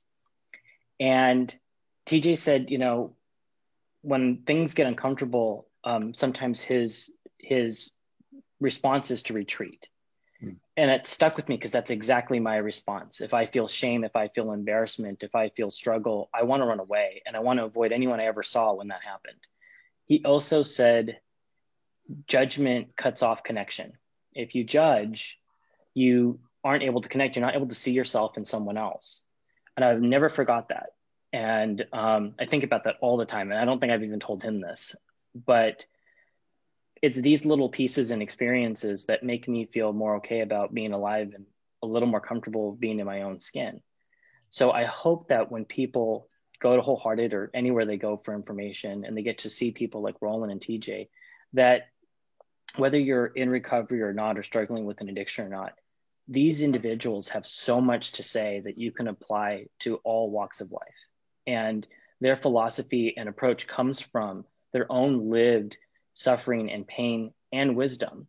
And so there's thousands of years worth of wisdom on wholehearted.org. And that's really what it's all about. And over half of our material is free. You don't need any money to see it. And so my favorite talk of TJ is called Everyday Compassion. So if you go to wholehearted.org and you click Discover in the top, you'll see Everyday Compassion featured. It's an incredible talk. I am so privileged to have been part of helping TJ put it together. But there's just really so much there that can make a difference for people. And I hope sharing that lets people know that you don't have to be at a place of having figured it out or healed or making a lot of progress to be of help to others and to continue helping yourself. At least that's my story. Beautiful. AJ, you're a wonderful speaker. You're very, very concise and clear, and you're a wonderful speaker. Thank you for letting me share. Absolutely. And I'm going to go back. I did pull this up while you were talking. Again, please go to wholehearted.org. There's so much. And like he said, half of this is all free. It's not just, it's incredible how generous AJ is with providing this. And it's beautiful how many amazing people he's got contributing, including our friend Marianne Williamson, who's been on Saturday Night Live several times. Of course, TJ and Roland, who you've met tonight. And I look forward to discovering your other people, discovering Mark and Jeremy and John and Dr. BJ. So there's some really wonderful new people to discover here, and I'm looking forward to that. I would love to get that answer to that question of, and it'll be our last question of the night, how do we manage a really well-meaning relative or friend who wants to help their friend get healthy, get healed, whatever words we want to use. What's your Roland? Thank you. I encourage people to, if you have someone that you love or someone that you care about and you see that they're struggling, I encourage people to be honest about that. I think the best thing that you can do is be honest and say that I'm worried about you. Be willing to be wrong. I don't think you ought to diagnose anybody, but I think it is perfectly appropriate for you to say, I'm worried about you. I'm concerned. Can I help? I think pretending like it's not a problem or thinking that it's going to work itself out or being afraid that if you say something, you're going to hurt people's feelings or you're going to upset them or you're protecting yourself from their response. And so you don't say it. Here's why I say that, because so many times, and TJ for sure knows this, those of us who have worked around addiction for years, we've got a lot of tragedies that we know about, that there's a wonderful, beautiful spirit got snuffed out, that died because of their addiction. And you know what happens when people die or when something horrible happens as a result of addiction? Those of us who are left behind think about, wow, I wish I could have done, I wonder, could I have done something different? Because I knew, I was concerned, we all were, and what could we have done differently? And so the people left behind always are thinking that I wish that I would have done something. And so what I would suggest, if you have a concern about a loved one that might be on that road, on that path, by all means, I would say something about it in a compassionate, non-judgmental way. I'm worried about you. And I love you too much to sit around and watch you destroy yourself. And again, be willing to be wrong. But I think not saying anything can be one of your biggest regrets if something happens to that person. And I think that there's a thing we use in therapy. It's called SBIRT, and it's an acronym. It stands for Screening, Brief Intervention, and Referral to Treatment. And what it really means is that just a simple conversation to a person who's struggling, a simple, honest conversation can have an incredible impact. Doesn't have to be an all night, hour long process. Just a simple conversation is this, hey, this is what I'm seeing. I'm worried about you. And I love you too much. I care too much about you to sit around to watch it happen and not say anything. So I say be direct and be honest and be compassionate. Beautiful. You know what I like about what you said too is your advice, as I heard it, was sharing your care for the other person, but you be open to being wrong, and you didn't say anything about going in and offering solutions. You should do this, you should do that, you know, and that's so important, you know you shoulds, but I care. What's going on, pal? What's going on? I care about you. So, and that's what we all want. We all want to be cared for, you know. Like TJ said earlier, blame is like such a low vibration. And one of the things I often say is that the ego can only manage so much shame until it comes to the rescue and we flip into blame, right? Blame is where the ego often goes to protect itself from its shame. But the other side of that is care. We all want to be cared for, and we want to know that people care about us. Any other thoughts on that particular topic before we wrap up? No? Trish. Well, we're just gonna drive the key point home is you can stay out of judgment and just sit with them. Can you be in their discomfort with them? Can you be compassionate? There's people that I know who are still using. There's people that I know who are still having sex for they're getting their needs met for attention and for closeness. They can't find that in themselves, or they're scared to.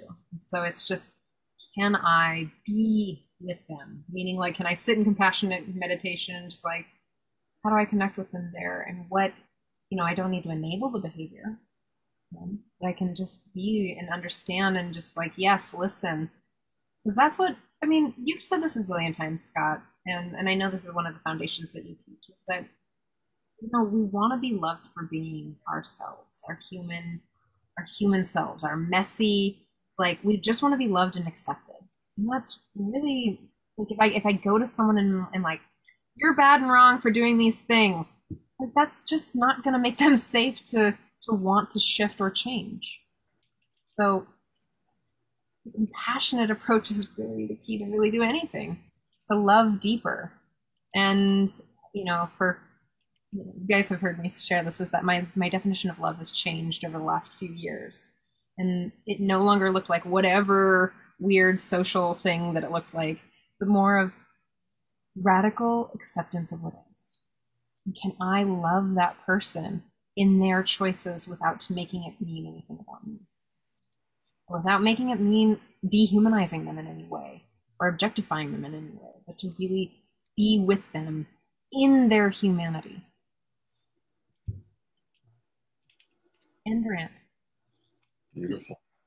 Well, I am going to actually take a minute to just acknowledge Trish is a great coach, and you can learn more about her when she's at Radical Acceptance.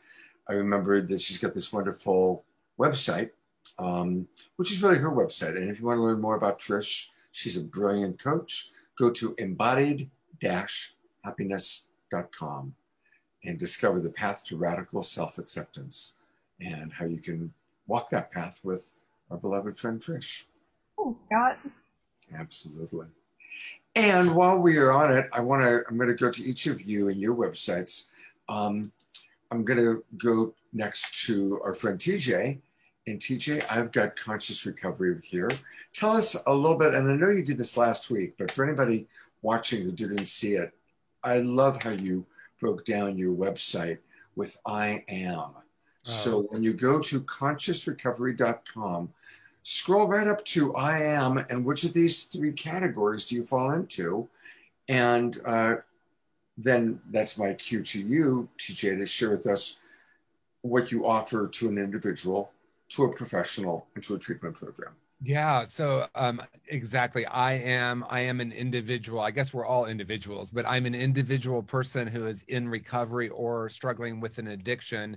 And there you'll find book, workbook. There's a link to the course on Wholehearted that AJ talked about. There are actually 2 different courses on Wholehearted geared toward the individual person, either in recovery or wanting to get into recovery.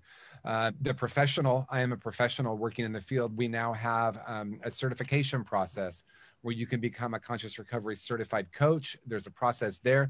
Part of that's on Wholehearted, of course, and part of that's in person. And then the last thing, and it's maybe it's a little bit of a teaser, but I am a treatment program. I'm a person who owns or operates a treatment program. There's a way for your treatment program to become certified, which involves me coming in and doing training, and you use the curriculum. But we're actually about to launch a fully digital version on wholehearted.org in the next week or so. So you heard it here first. Fantastic. All right. Well, thank you. And Roland, I want to give people a chance to see how they can reach you.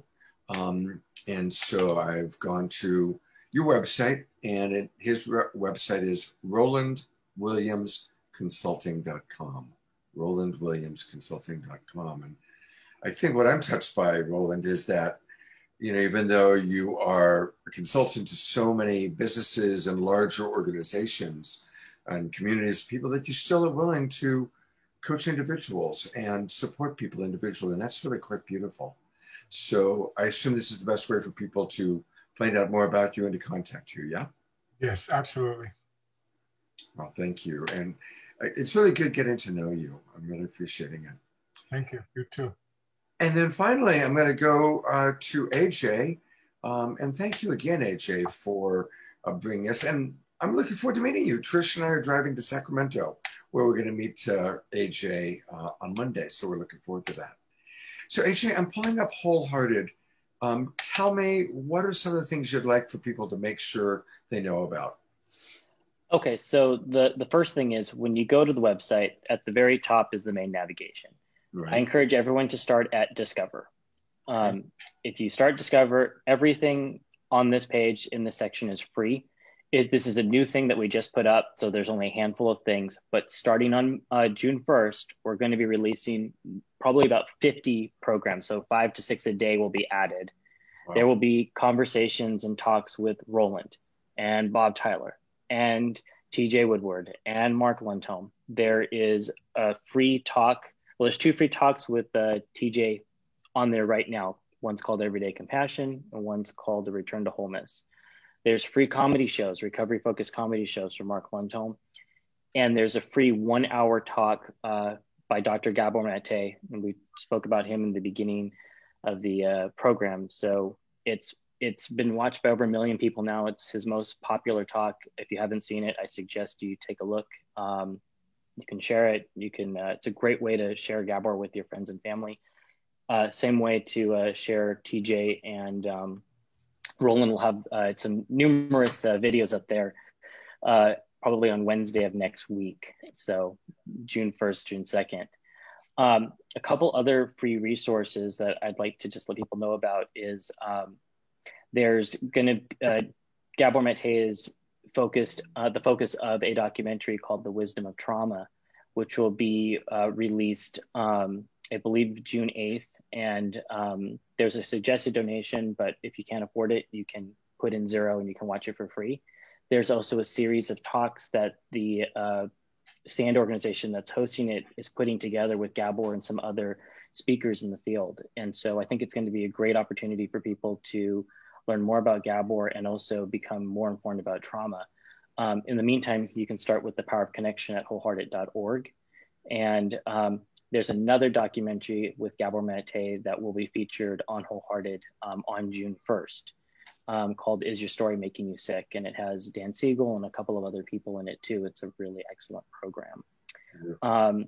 And then if someone is interested in going deeper into any of this work, like TJ said, we have 2 programs on wholehearted.org that people can sign up to.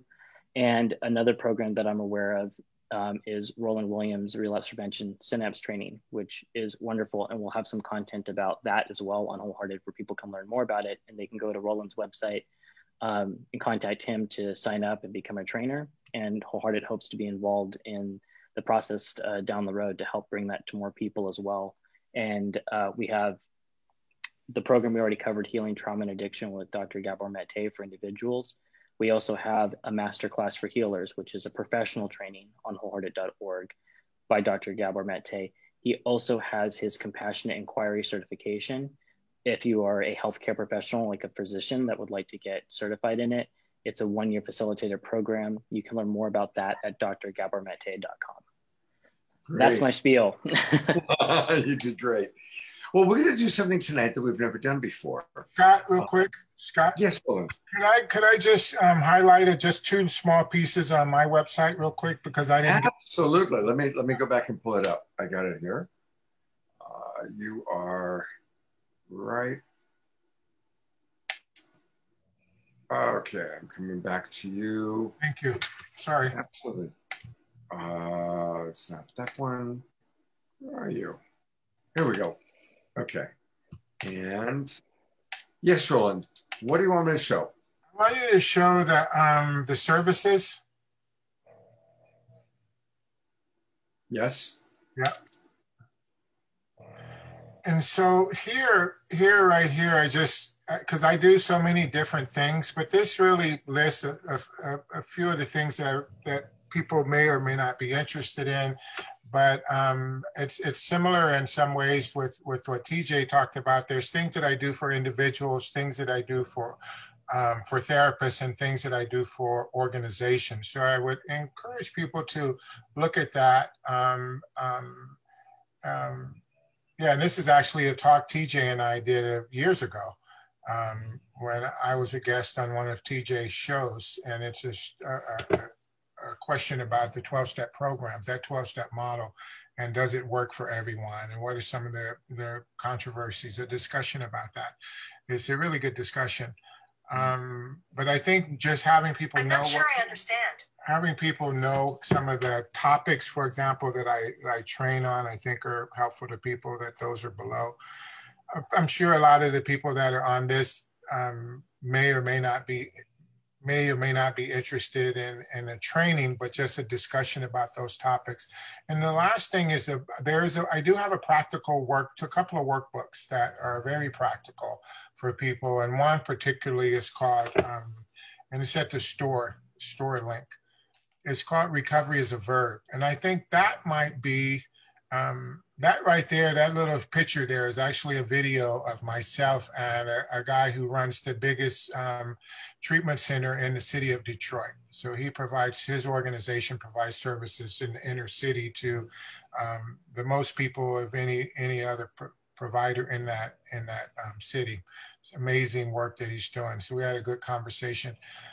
This is the book that I think, this is very practical. And I think that a lot of people who are interested in this topic, this can give you some tools, some support to help kind of walk you through going from not knowing what to do to having a better idea about what to do to kind of get unstuck, for lack of a better phrase. And it's called Recovery as a Verb Intentionally. So I just wanted to show those two things. And peruse the website. There's a lot of stuff on there that I think is interesting. So thanks for that.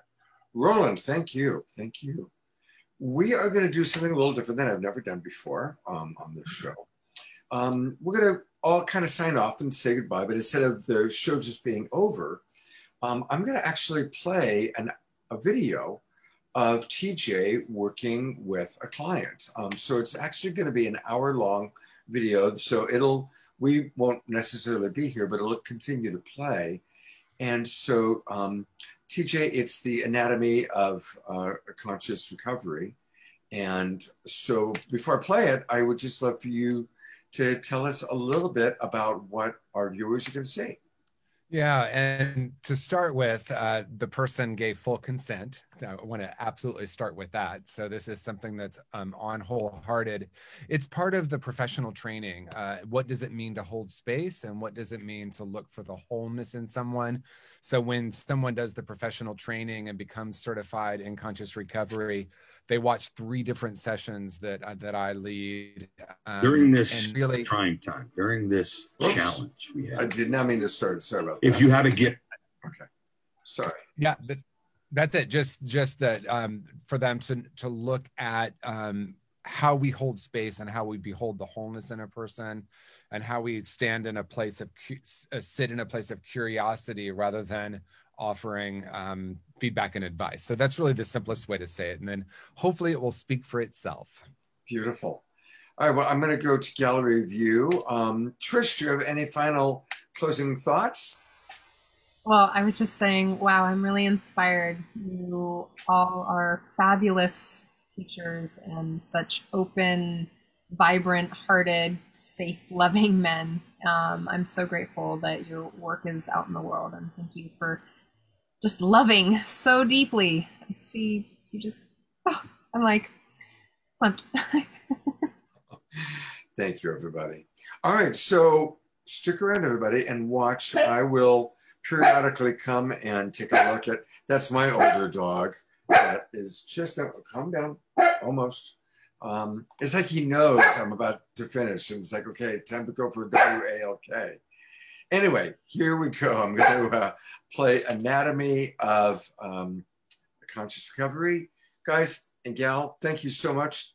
Looking forward to meeting you on Monday, AJ. And Trish and I are looking forward to coming out. God's blessings, everybody. And here we go. Let's take a look at this beautiful, beautiful video. Gift you have to give. Oops. Oh, and you know what? I definitely want to make sure I optimize the sound. There we go.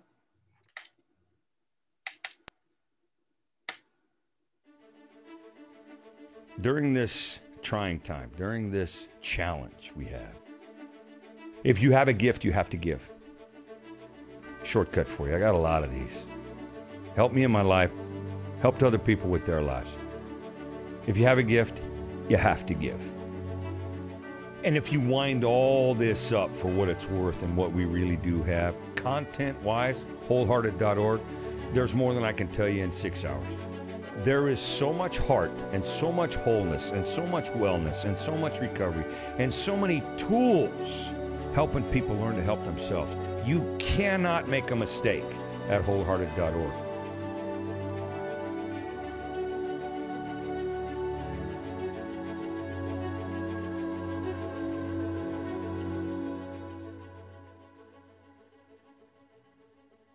Beautiful. That's a really beautiful trailer.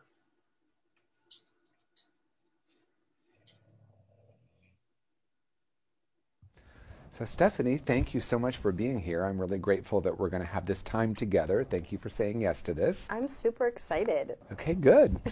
I like to start every session with a little bit of mindfulness. Is that okay with you? Yes. Okay, great.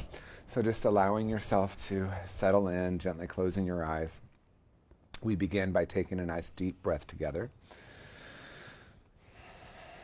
And on the exhale, simply allowing yourself to become fully present, fully aware. We give ourselves permission to bring our full attention and intention to this very moment, opening up to the infinite possibilities of our time together, creating the intention to trust inner wisdom, knowing that it will guide us. So as we move into about 15 seconds in the silence, I invite you to check in with that inner knowing. Perhaps set an intention, ask that inner voice what wants to be revealed as we move into our session. And we simply take 15 seconds in the silence together.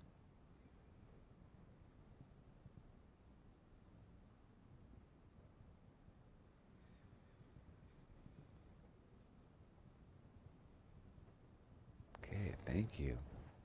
So this can be whatever you want. Did anything come up for you as an intention or something you wanted to talk about? Just kind of being open and honest, and whatever comes up and not holding back. Okay. What are you working with right now in your life in terms of your recovery, your evolution? So I'm an adult grandchild of an alcoholic. Okay. On my dad's side, and it was never talked about in the family. And my dad died about 2 years ago. Okay. And I'm really starting to feel it because I'm the oldest. I'm the one that makes sure that everybody was taken care of. And just for the holidays coming up, this was the first Thanksgiving without him, and I was back east. So that was really hard. We did do, we had a wedding, which was amazing, but it's just been really hard because I miss him. I was close to him, and he was an only child, and I lived with his parents from the time I was 10 until they both died. Wow. So, and I was the one that kind of protected everybody from my grandfather's alcoholism, which is one of the reasons I'm in the field that I'm in, is because of him. And I was really hoping my dad and I could work more on that, but we couldn't. But he actually said to me a year before he died, I'm ready to go. His dad died at 85, my dad died at 86.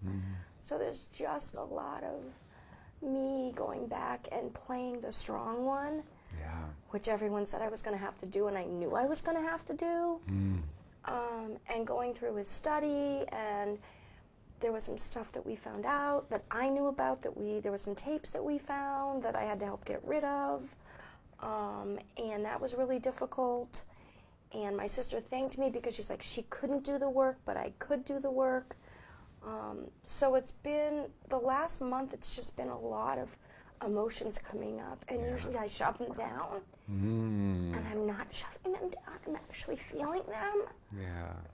Which has been huge for me. I'm also on a weight loss journey right now. And I usually eat.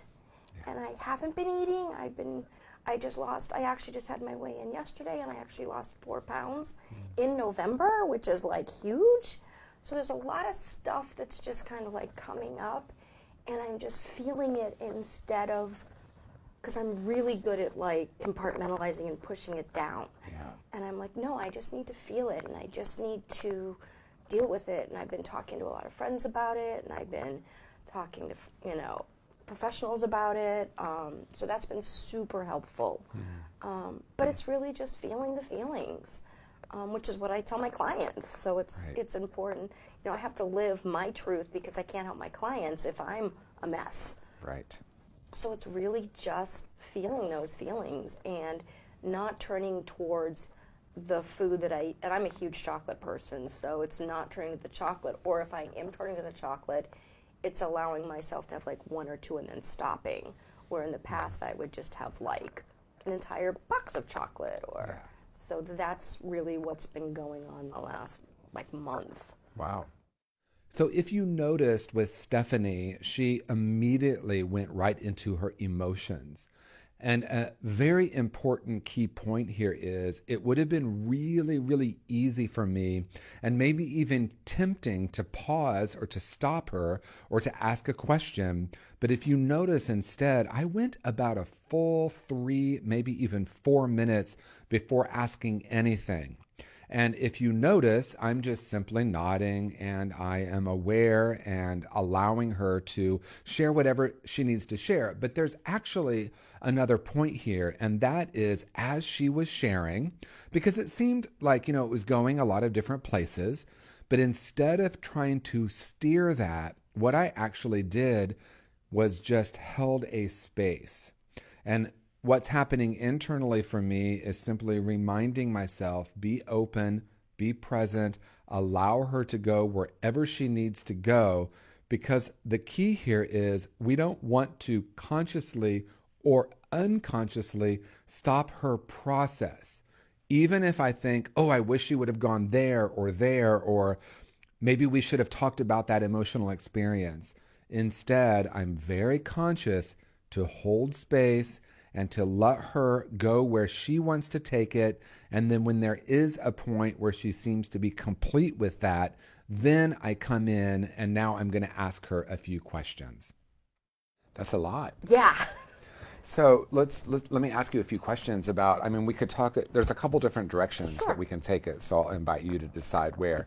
One is the idea of the strategy that was developed to compartmentalize and push down the feelings that you talked about. The other one is, what does it even mean to feel our feelings? Because, you and I are in this field where we talk about that a lot. Yeah. And I'm just curious, which direction would you like to go? Let's go to the feelings. Okay, I thought so. So let's talk about that. So these feelings are coming up. You're not doing your normal strategy. Right. So how has that been for you? It's been good, actually, because I realized if I'm really looking back, I started compartmentalizing probably when I moved here to California about 2009. Okay. I got out of a really bad, really toxic relationship, and I shut down emotionally. Yeah. I was able to talk a lot about it in sessions with my clients. I did a lot of therapy around it, did some EMDR, did some other stuff, but still I wasn't feeling the feelings because I was good at, it goes back to both, I was good at compartmentalizing it. And I would bring it up when it was appropriate for me. And then, or I'm really good at like starting to feel them, and then I'll go to laughter, or I'll go to something else, or I'll go to like compartmentalizing to more of the intellect versus the feeling. Yeah. And now like when they're coming up, and I still do it, but I'm like, wait a minute, I need to feel it more. Yeah. And I need to let it out more. And one of the best things has been like driving home and just sobbing, which has been really good because I'm realizing that's also why I kept the weight on. Yeah. Because it was protecting me, and it's like, I don't need to be protected anymore. I just need to feel. Yeah. So that's why it's been super important to feel these feelings. And I talk to my clients about sitting with uncomfortable feelings. It's like, I need to be able to do what I'm telling them to do. Yeah. And I need to be able to tell them that I've done it and I've been through it and it will pass. I've never had the belief that once I start, it will never stop. Yeah. But it's kind of like I stop myself. So it's like, why am I stopping myself? And that I haven't figured out yet, but that's what I'm working on, is like, why am I stopping myself? So when you say stopping yourself, what does it look like? And then maybe it looks like what just happened 2 minutes ago. Like, I'll start to cry, and then I'll be like, okay, let me cry for a little bit, and then I'll just go back to being, I don't want to say okay, but more like up here versus here. Yeah, so more intellectual. More intellectual, yes. Yeah. So it's interesting. I tend to try to ask questions that don't start with why. Mm-hmm. And do you have a sense of why I would say that? Because why can get me up here. Right, exactly. Why is often, if I can just figure out this, where the root of this is, then what? I can figure it out here, and I can stop crying, and I'll be fine. Right, so it's a more subtle way of not feeling. Right. So if we shift that to who, what, where, when, how, right?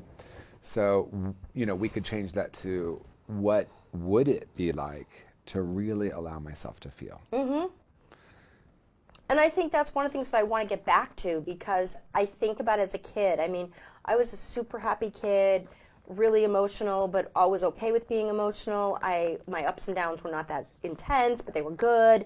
I would cry when I needed to. I would be happy when I needed to. And I think after being hurt, it was just kind of like, I'll feel, but not all the way. And I think it needs to get back to feeling all the way, whatever that looks like for me.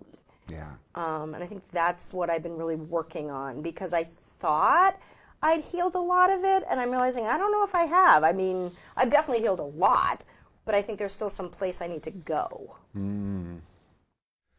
One of the things that stood out to me as I was just rewatching this session is noticing that she was talking about her strategies and intellectualizing. So clearly she's done enough work to recognize kind of where she goes in terms of her strategy, or what we might call a mechanism to stay safe. I noticed that I really wanted to explore when this originated, because she talked about it, you know, later in life. That was the first time she started compartmentalizing. And I was really curious about where it actually began. What stood out to me in rewatching this is, even though I didn't ask her that directly and I just held a space, she actually went there herself. She started talking about early childhood experiences, which, as most of us know, that's really where most of these strategies originated. So I always want to be curious about that. But the key point here is I didn't direct that, because it's not really mine to decide where the session goes. It's really mine to be open to see where it needs to go and let her steer that, with me just gently guiding it. So through holding space and just letting her talk it out and feel it out, she actually said something about early childhood experiences. And so then we're going to see where it goes from there. And what would healed look like? Being able to, when I feel, to feel and not stopping myself, which I do. And it's also, one of my friends say, get out of the counselor mode. Like, just be the person instead of Stephanie the counselor, Stephanie the person. Yeah. I think that's what I've really been working on. Even with my friendships, it's like, okay, take a step back. Am I going into counselor mode with my friends? Now, if they ask me, that's one thing. So what is counselor mode?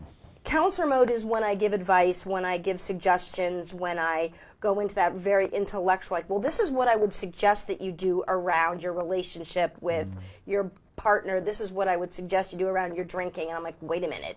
If they're asking me, that's one thing, but I tend to do it just, someone said I'm an eightly, it's like ingrained in me that I just do it all the time without even thinking about it sometimes. And so that's what I'm trying not to do. Yeah. To just be a friend and be in the moment with them and be present with them. Right. Instead of, because if I'm present with them, I'm also feeling. If I'm in counselor mode, I'm much more intellectual again. Well, unexpectedly, I'm going to go a little different direction with you. Okay. I would like to explore, is it the most effective way to be a counselor to be in the intellectual, because you equated it with advice giving, or this is what you need to do. And I'm wondering if we could explore, because interestingly enough, what we're creating here is this series called Holding Space. And we're talking about what it means as a counselor, as a therapist, to hold space for the person we're with, rather than to try to really overly direct it. And it's interesting because I tend to do that more with my friends. When I'm with my clients, I'm holding that space all the time. It's like, what do you want? Where do you want to go with this? Because I do a lot of motivational interviewing and a lot of like just meeting them where they're at. Like I've got clients that in my mind, I should be like, well, I think they should be here. And it's like, they're not there yet. So, and I've even said to them, this is where you don't want to be correct. And they're like, oh yeah, I'm not ready yet. And I'm like, okay, let's see where you're at. So I'm better when I'm in that therapeutic role where I know I'm in that therapeutic role of holding space, but more with my friends, I tend to go even more into I wouldn't say maybe even a counselor, but maybe more of an advice giver than the counselor. And how are you with yourself?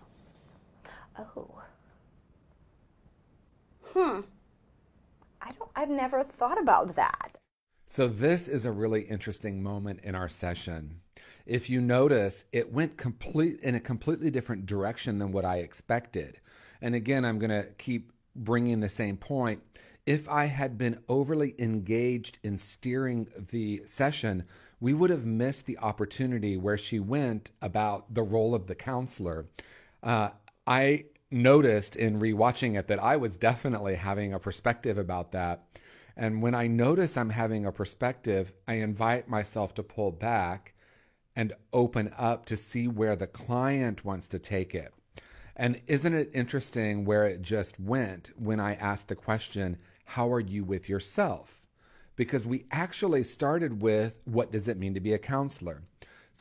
So many of us who are clinicians, counselors, coaches, therapists, maybe have bought into kind of an unconscious belief or a bias that the role of the counselor is to offer advice or to really steer the session. And what I was hearing was that we were starting to explore some of that. And as she identified that she was in counselor mode, I became curious about what it means to internalize that. In other words, is she wanting to offer advice to herself? So after that pause, I just asked the question, how are you with yourself? And if you notice, what happened was, I've never thought of that. So it was a really pivotal moment in the session because I was open and simply asked the question. And she brought up motivational interviewing, so I want to touch on that for a second as well. Motivational interviewing is really powerful because we shift from offering advice to asking questions. But in conscious recovery, we're taking motivational interviewing a little bit deeper. And that is, are we asking questions that are meant to steer the session, which I often see in motivational interviewing? Or can I really just be open and hold a space? And before I ask a question, really let the client steer where it needs to go. And then the question is really more intuitive and isn't thinking, oh, I'm going to get her to explore how she is with herself. Because there was that pause, that question came up in a really different way. And then when I asked it, as you saw, there was a really powerful pivot that happened. So let's pause for a moment if you're willing. Yeah. And even more than thinking about it, just we'll take a few moments to be with that as an idea. How am I with myself?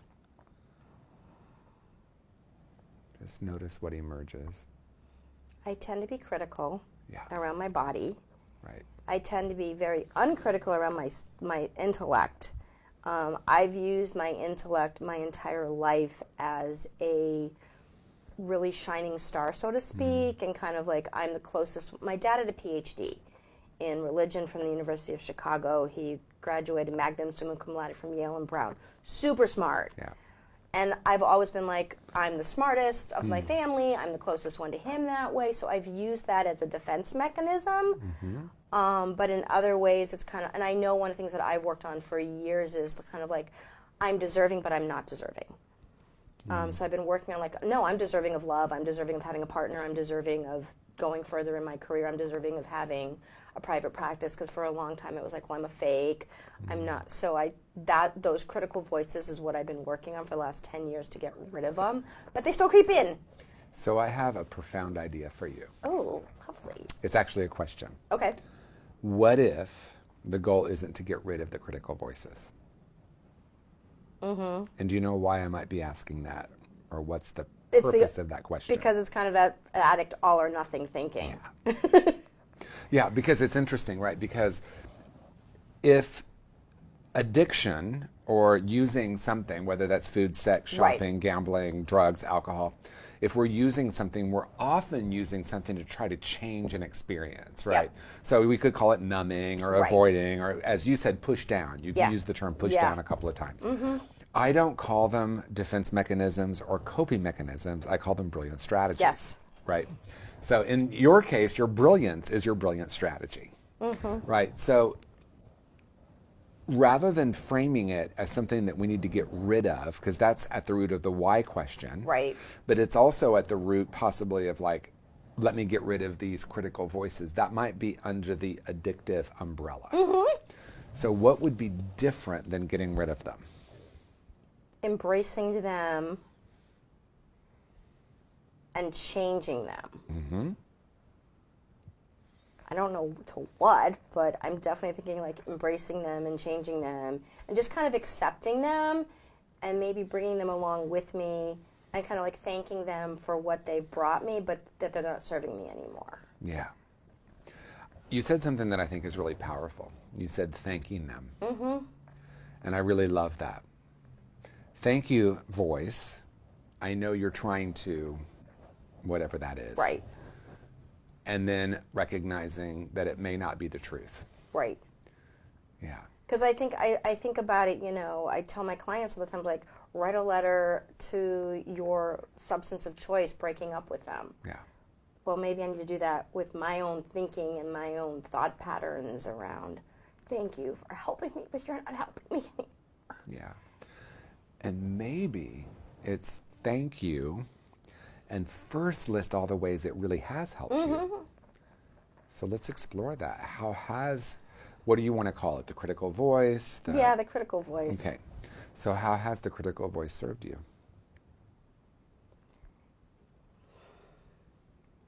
The critical voice has actually served me because it actually helps me move around a lot. Like I was able to move out here when I was 33 knowing nobody because there was that critical voice was like, you're not going to be able to do it. And it was kind of like, I can do this.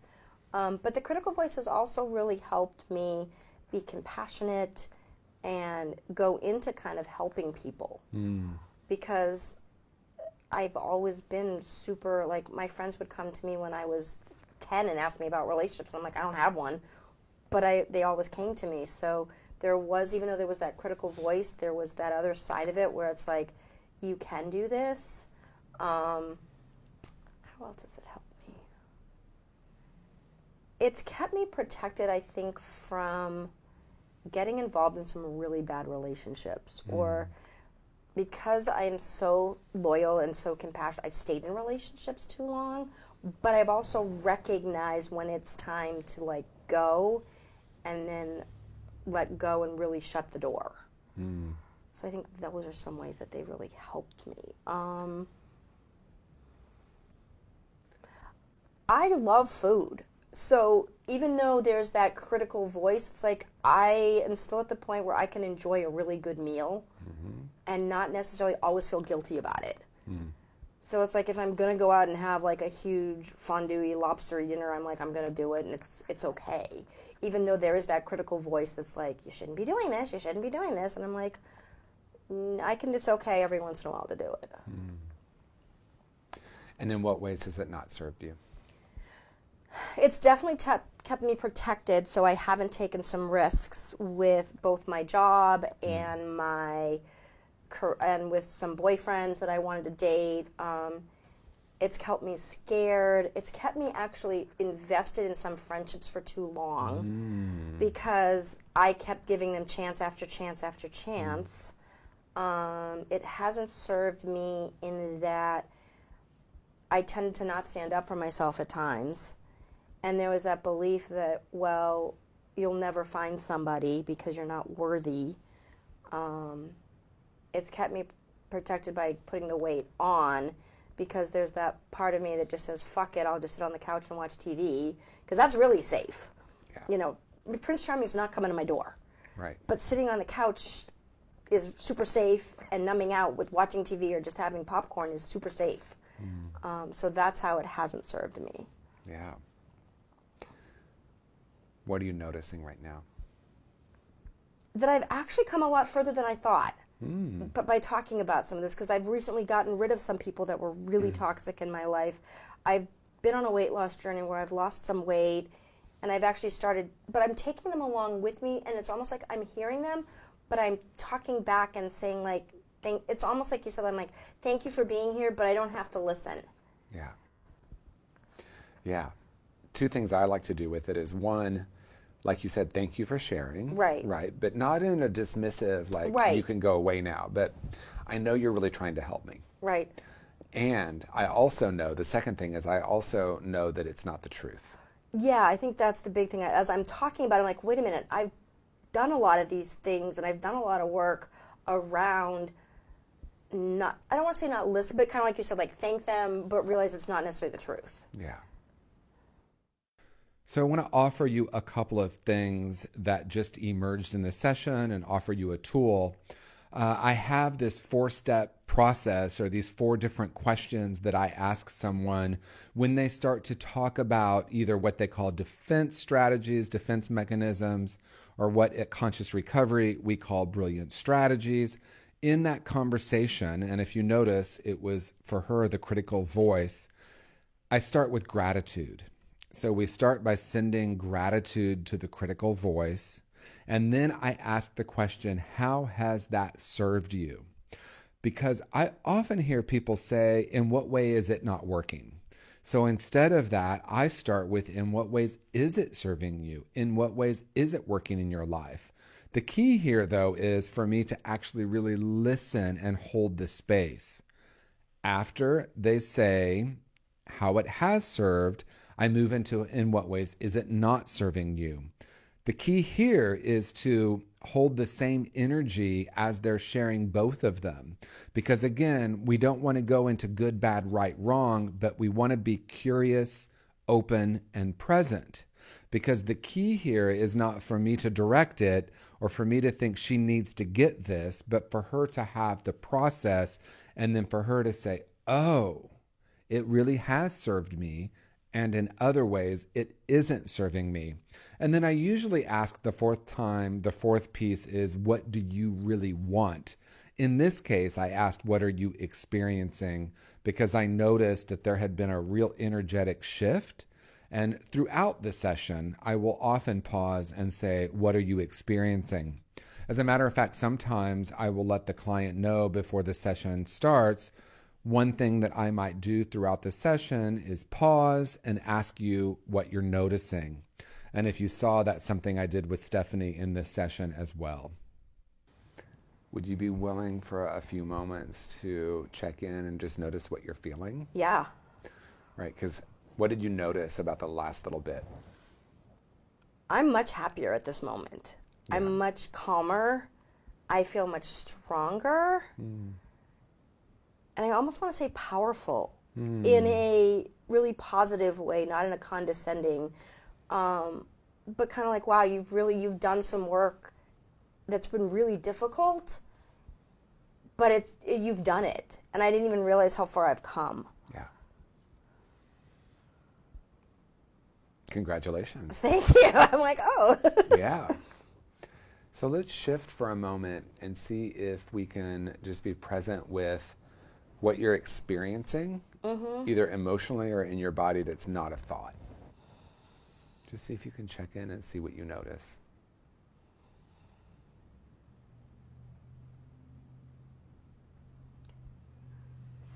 The first thing that I noticed is like right here is much calmer. Okay. When we first started, it was like all jumbly and I was really teary and I was kind of shaky, and I'm just like really present in my body right here, which I'm not usually present, which is an interesting thing. I'm usually like here or here, but like right here just feels really grounded. What do you think created that? Just accepting things where they are and kind of changing the way I've been thinking about things. Because it's funny because with I have a weight loss coach, and we were just talking about perfectionism yesterday. and how I've always had an idea of what perfectionism looks like, and I'm realizing I'm very perfectionistic in certain ways, but not the way that I thought about perfectionism. So I'm really working on not being perfectionistic. And I think even the thought process I've been having were very perfectionistic thinking. And so now that that's kind of shifting, I'm like, oh, like you said, I can thank them, but they don't have to come in and they're actually not the truth. Another tool is just questioning them. Right. Yeah. Or like, what are you trying to tell me? Or because there are times when I think they do keep me safe from certain things. You know, like I've had a horrible work environment the last year, and I think some of that critical thinking has actually helped me get past this horrible work environment to continue to just be like, okay, it's not about them, it's about the students. So that's been really helpful. Because my critical voice is like, just quit. Yeah. And I'm like, no, I don't have to quit. But they've kept me safe. Yeah, so tell me about that. That's interesting. So How have they kept you safe? They've kept me safe because I didn't make a really emotional decision emotionally, which would have been just to quit. Yeah. Because I've been at my job for 20 years and I love my job. And I've loved my former supervisors because they totally got me. They understood what I did. They really valued me. Being the only counselor at UC Davis for 41,000 students. And now I have a supervisor that has an MBA and a nursing degree and is all about the numbers and doesn't care. And when I even went to her and said, I put 10 people into treatment last year, doesn't that matter? And her comment was no. It was like, it really hurt. And I actually cried in her office, and I still get upset about it. And I wanted to walk out and just be like, and all I was asking was to keep my office, not even like anything different, but they put me in this very small office, and I said, I have got smoking cessation clients, I don't have enough circulation, I'm gonna start getting headaches, it didn't matter. So the little girl in me wanted to like run away and take my toys and just, but and the critical voice was like, don't make an emotional decision emotionally. So I didn't, and I'm still there, and I'm not going to leave at least for 2 years. But there's still that part of me that's like, well, if you keep pissing me off, I'm going to do it and show them because they've made me feel horrible. But it's like, I don't have to make them feel horrible. So that critical voice is kind of like, What do you think that emotion was about a moment ago? I love my job, and I love my students. And I just don't feel validated anymore. Yeah. I don't feel respected. My seniority means nothing. And I have given up relationships over this job. I've given up friendships over this job. It's defined me. And it just feels really shitty that I'm saving lives. And not that some of the other counselors aren't saving lives, but it's like, I'm dealing with addiction, as you know, this is like, I'm putting people into treatment, I'm helping possibly save their lives, and to be told, putting 10 people in treatment doesn't matter. It's just kind of like, that's my life's work. This is my purpose. Yeah. And it just feels like you don't care. All you care about is the numbers. You say you care about the students, but they don't. And that's really hard because my past supervisors did care about the students. And they did care about saving lives. And every decision they made, we may not have liked it, but it was all about the students. And this feels all about the numbers. And that just hurts. Because I care about my kids. Yeah. Is that a familiar, because I'm really struck by the possible parallel, and I want to explore it with you, the possible parallel of how we started this session, which was being the oldest child and having to be the strong one. And I'm curious if there is some kind of relationship between this in terms of the emotion around having someone come in and say some version of, it doesn't matter. I don't know. I'd never thought of that. To me, it feels more like I'm expendable, which I mean, I know I'm expendable, but actually hearing it is kind of like, ouch.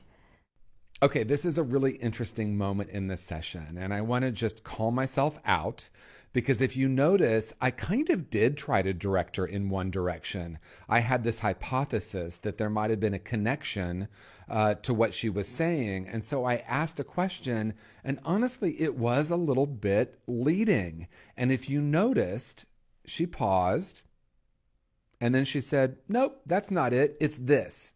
Now, why is it important for me to make comments at this moment? It's okay if we do that. It was okay that I did that. The more important piece, though, is recognizing I could see that that wasn't landing for her. So I held a space, and then she said, no, what it really is this.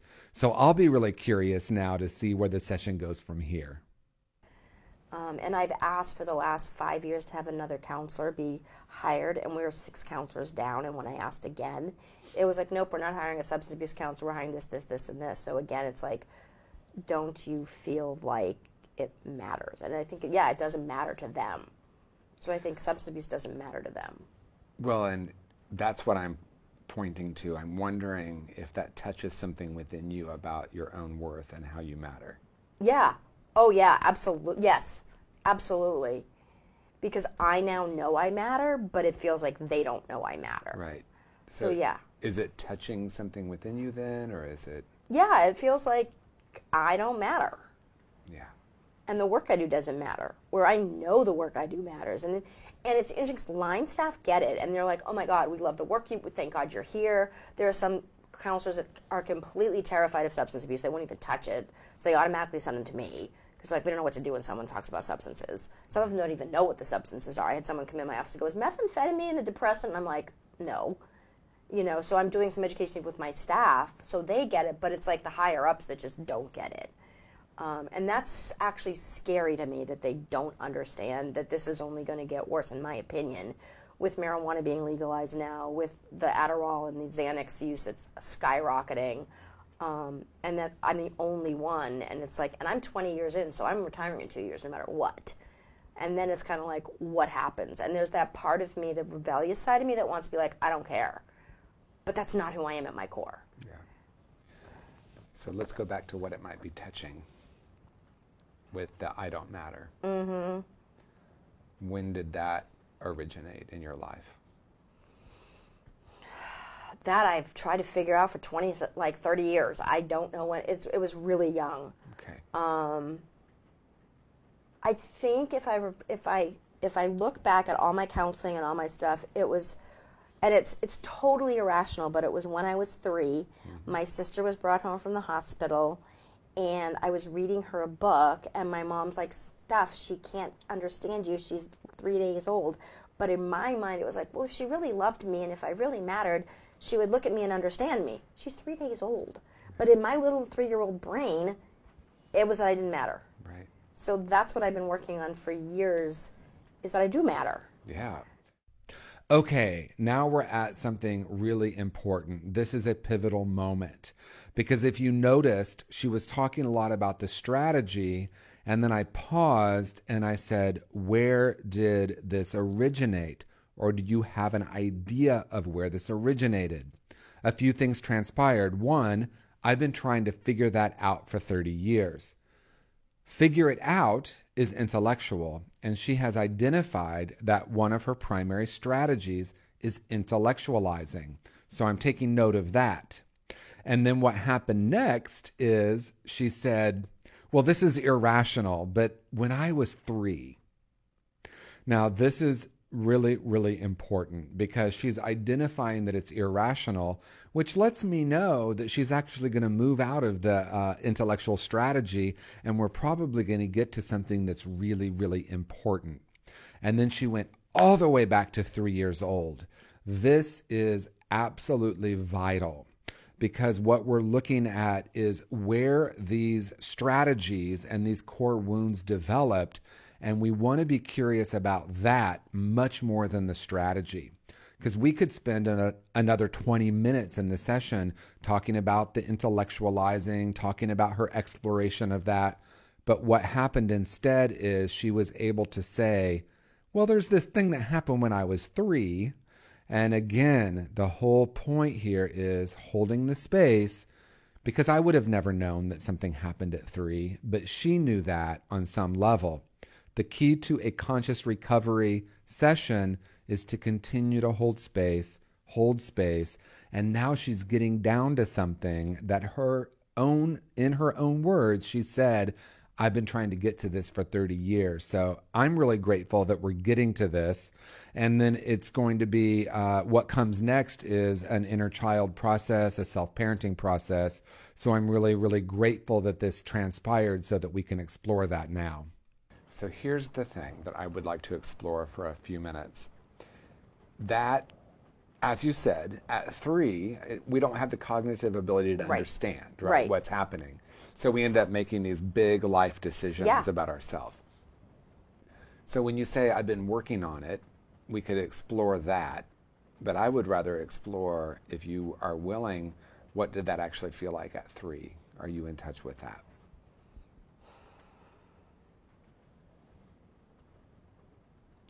I could tell you exactly where I was. I could tell you what I was doing. Okay, well, let's start there. So my sister was sitting, my mom had brought her home. This was Missouri, and we have stairs. And so she put my sister in the little car seat on the stairs. I'm sitting on the stairs. I'm reading her this book. I don't remember the book, but I remember it may have even been The Little Elephant, but I was reading her this book.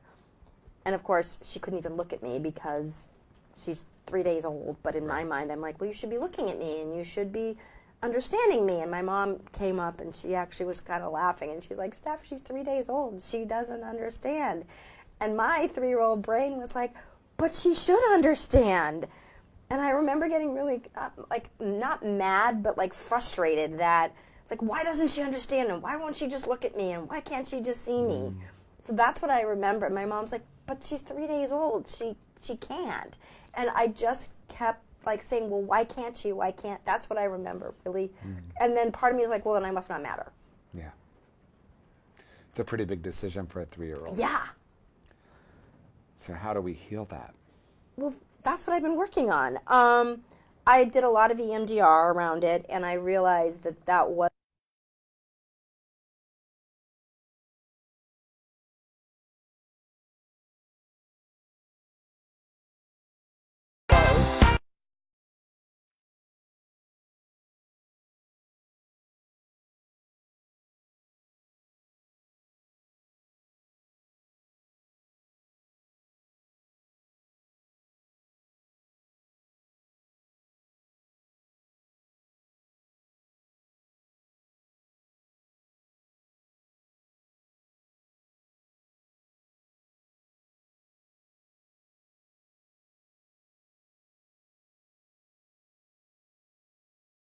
attributed.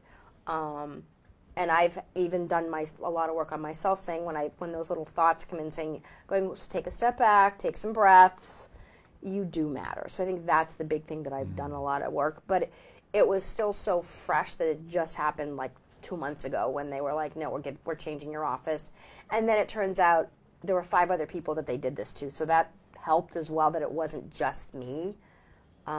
So I wasn't like singled out. There was a bunch of people whose offices they changed and none of us were happy about it. So I was like, okay, it's not like pointing the finger at me, but I'm the one that does have the most seniority. And part of it is realizing, like, is it really about the seniority that's bothering you, or is it about the fact that you don't matter? And it was like the fact that I felt like I didn't matter. So that's the thing that I had to get in touch with, was that, no, I do matter. Yeah. And I think being present with knowing where that originated, that it's not about what's happening as much as it is about what it's touching. Right. What I want to be curious about, though, is how we are present with the 3-year-old part of ourselves. Because I think it is obviously true that you matter. Right. And does the 3-year-old understand that? The 3-year-old is getting more and more. I think there's a part of the 3-year-old that still doesn't get it, because I've talked with my 3-year-old a lot, but she's getting better at understanding. What do you say with her? What do you talk with her I just tell her about how, it's kind of like what my mom said, but I think part of it was also the way my mom did it, which was just be like, oh, it's fine. My mom is very passive aggressive. And my mom is an amazingly wonderful woman, but who's very passive aggressive. And so she just kind of did it in a flip way that as a 3-year-old I wouldn't get. So what I've gone back to and been like, it's okay. Look at the fact that your sister, because my sister actually looked at me, but she didn't actually understand. So it was kind of like, look, she's looking at you, but think about when you were a baby. And I've actually done some regression work where I was able to remember what it was like to be a little baby and be like, yeah, I don't remember, so why would my sister? So that's been really helpful. And then just talking with my sister about, you do matter. You're going to grow up and really matter to a lot of people. And that's been really helpful to, and just kind of be like, it's okay. So this part of the session is fascinating to me because it's clear that she has done a lot of work. She's done a lot of work on her inner child. She's done a lot of work on these memories and the impact that they've had. But what I'm really noticing right now in watching this session is that what she's doing with her child is almost negotiating with a 3-year-old and almost from an intellectual place trying to reason with the 3-year-old. What we're going to be doing next is moving into my approach or Conscious Recovery's approach to this self-parenting or inner child work, because the key point here is the 3-year-old didn't have the intellectual ability to understand what was happening. So the last thing we want to do is try to come in and expect the 3-year-old to be an adult. So what we're going to be doing next is helping her get back to the experience that she had at 3. And you're going to see how I do the inner child process, where we start to affirm what the child is feeling and start to heal some of that, not from the intellect, but more from the emotional center. I think saying it's okay has been really helpful. Yeah. And I wonder if you've asked her what she's experiencing. Ooh, I have not. Because the work that I see happening with our inner child is really powerful. Mm-hmm. And I think a lot of it is some version of everything's going to be okay. And what I really want to invite is to find out where she's at, what she's experiencing, and let her know that it's okay for her to feel that way. Right. And that she's safe to have that. Mm-hmm. Because a lot of times we end up trying to talk our little child out of what they experienced. Mm-hmm. Does that resonate for you? Oh, yeah, absolutely. I was like, oh, yeah, I've been trying to say, it's fine, it's going to be great, it's going to be fine. But I haven't really talked to her about, like, it's okay to be in this safe space and feel what you're feeling. And you're still, yeah. Yeah, the 3 phrases I use are, it's okay for you to feel that way. You're safe in this moment, and I'm here for you. To try to start having that relationship with her, because is that what you got when you were 3? That it's okay for you to feel? No. And that it's safe? No. Yeah. It was just like, oh, she's not going to understand you. But it wasn't like, it's okay that you're really frustrated, and it's okay that you're not understanding why she doesn't get it. It's like, just, it's fine. And literally it was like, it's fine. And I remember my mom doing that. Yeah. Would you like to do a brief process around that? Sure. Okay. So what we're going to do, the whole thing is going to be about 5 minutes. Okay. So for a moment, we just start with closing our eyes, spending a couple of moments focusing on our breath and just allowing ourselves to settle in. Finding that place within ourselves that is calm and still, that place of inner silence. And we're going to take just a few moments in this silence, and then I'll walk us through the process.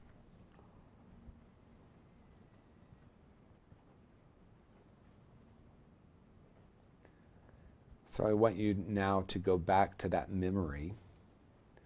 Remember sitting there on the stairs, reading the book. And for a moment, embody your 3-year-old self. And just imagine what you were experiencing. What are you seeing? What are you feeling? What are you thinking? Just noticing that for a few moments.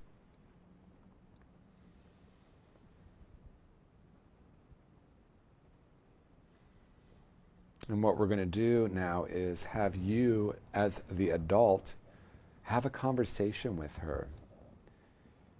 And if you are willing, please do it out loud. So starting with, asking your 3-year-old self very simply, what are you feeling? What are you experiencing? So, what are you feeling? What are you experiencing? And just embodying your 3-year-old self again and answer that question. I'm excited. I'm frustrated. I'm confused. Okay. So now the adult self, let the child self know that it's okay to be excited and frustrated and confused. It's totally okay to be excited and frustrated and confused. And you're safe in this moment. It's okay. You're safe to feel all that. You're okay in this moment. You're totally safe to feel this in this moment. Mm-hmm. And I'm here for you. And I'm here for you. Now go back to your 3-year-old self. Embody yourself as the 3-year-old again. Just noticing now what you're experiencing. And have your adult self ask her again, what are you feeling? What are you experiencing? So what are you feeling and what are you experiencing? And then have the 3-year-old answer that. I'm still feeling everything, but I feel safe doing it. Okay. So say to her now, it's okay for you to still feel everything, and it's okay for you to feel safe doing it. It's okay for you to feel everything, and it's okay for you to feel safe feeling everything and doing it. And you are safe in this moment. You are safe in this moment. And I'm here for you. And I'm here for you.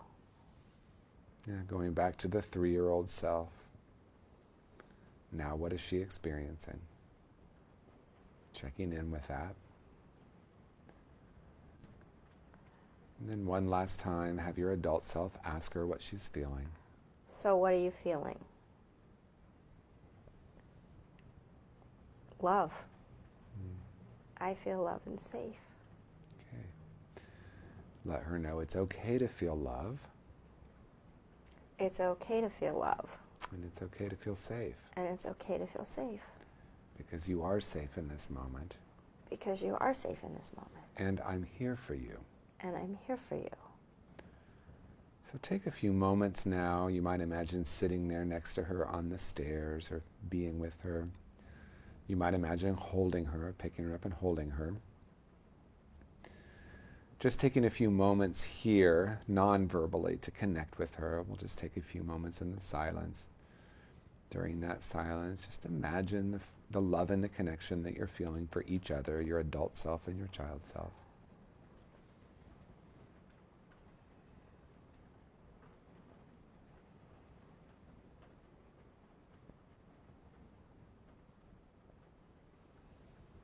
And then check in with her and see if it's okay if you come back to this time and space. See if she's okay with that. She's okay with that. And let her know that you're doing everything you need to do to learn how to take care of her even better than you did before. And then as you feel ready, let her know you're coming back to this time and space. Start to bring your awareness back into the room. And then as it feels right for you, you can gently open your eyes. Wow. Okay, what was that like for you? That was amazing. Yeah. That was really, really powerful.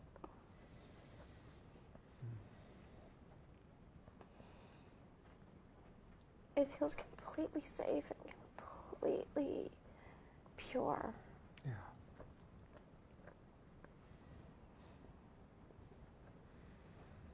What are you noticing now?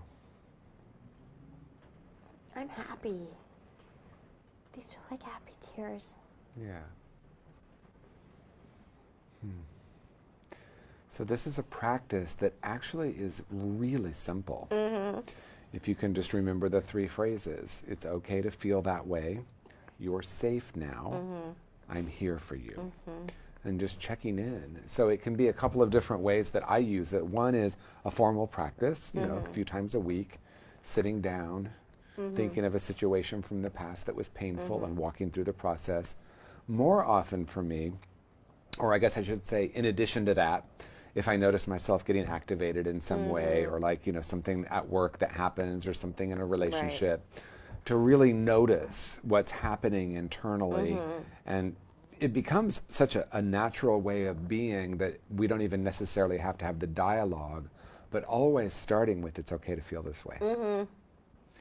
That alone is life-changing. Yeah.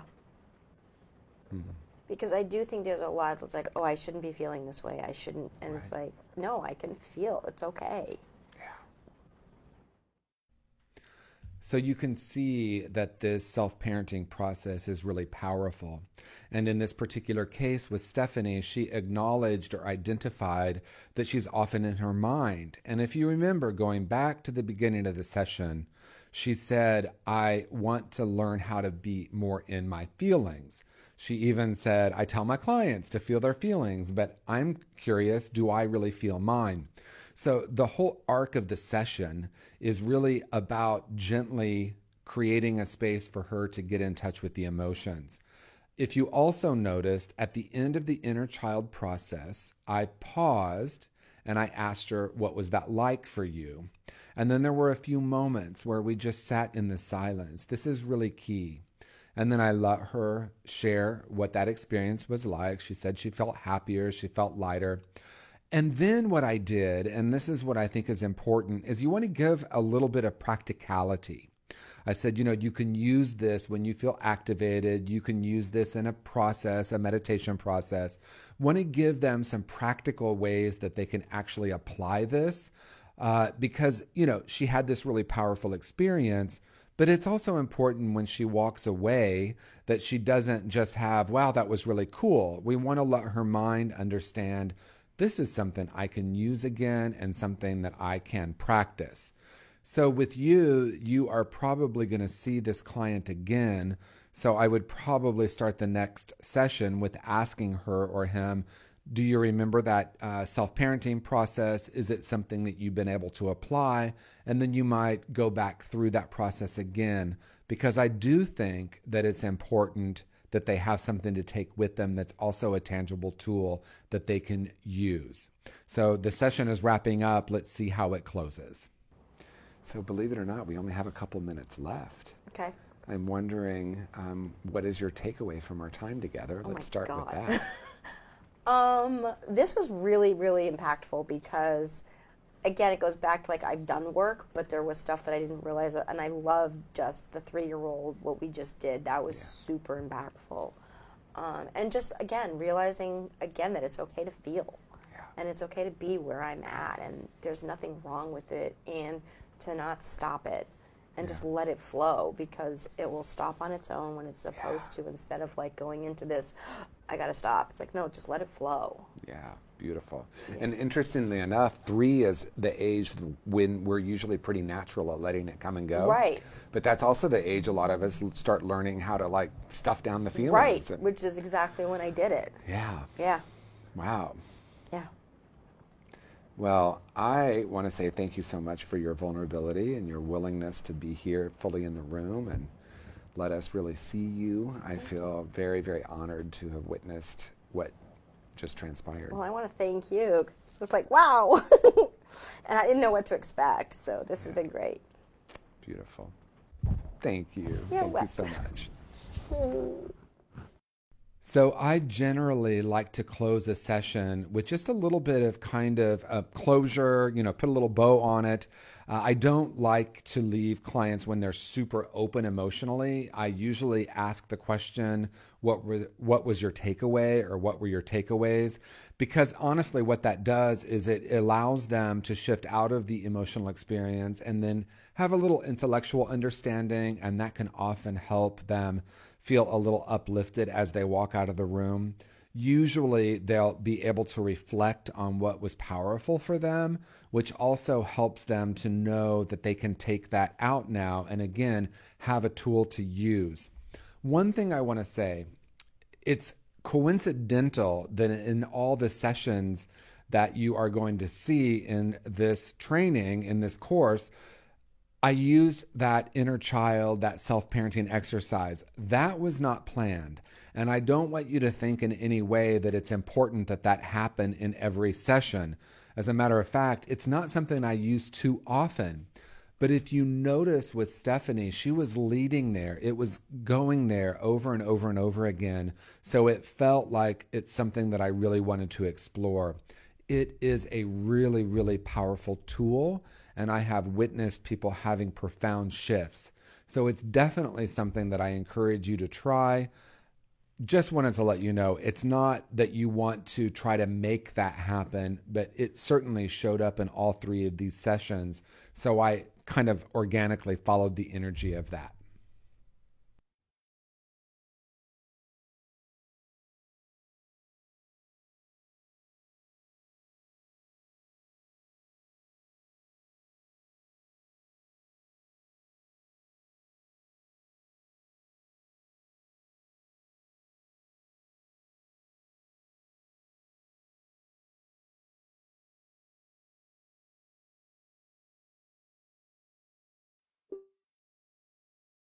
Gosh, golly willikers.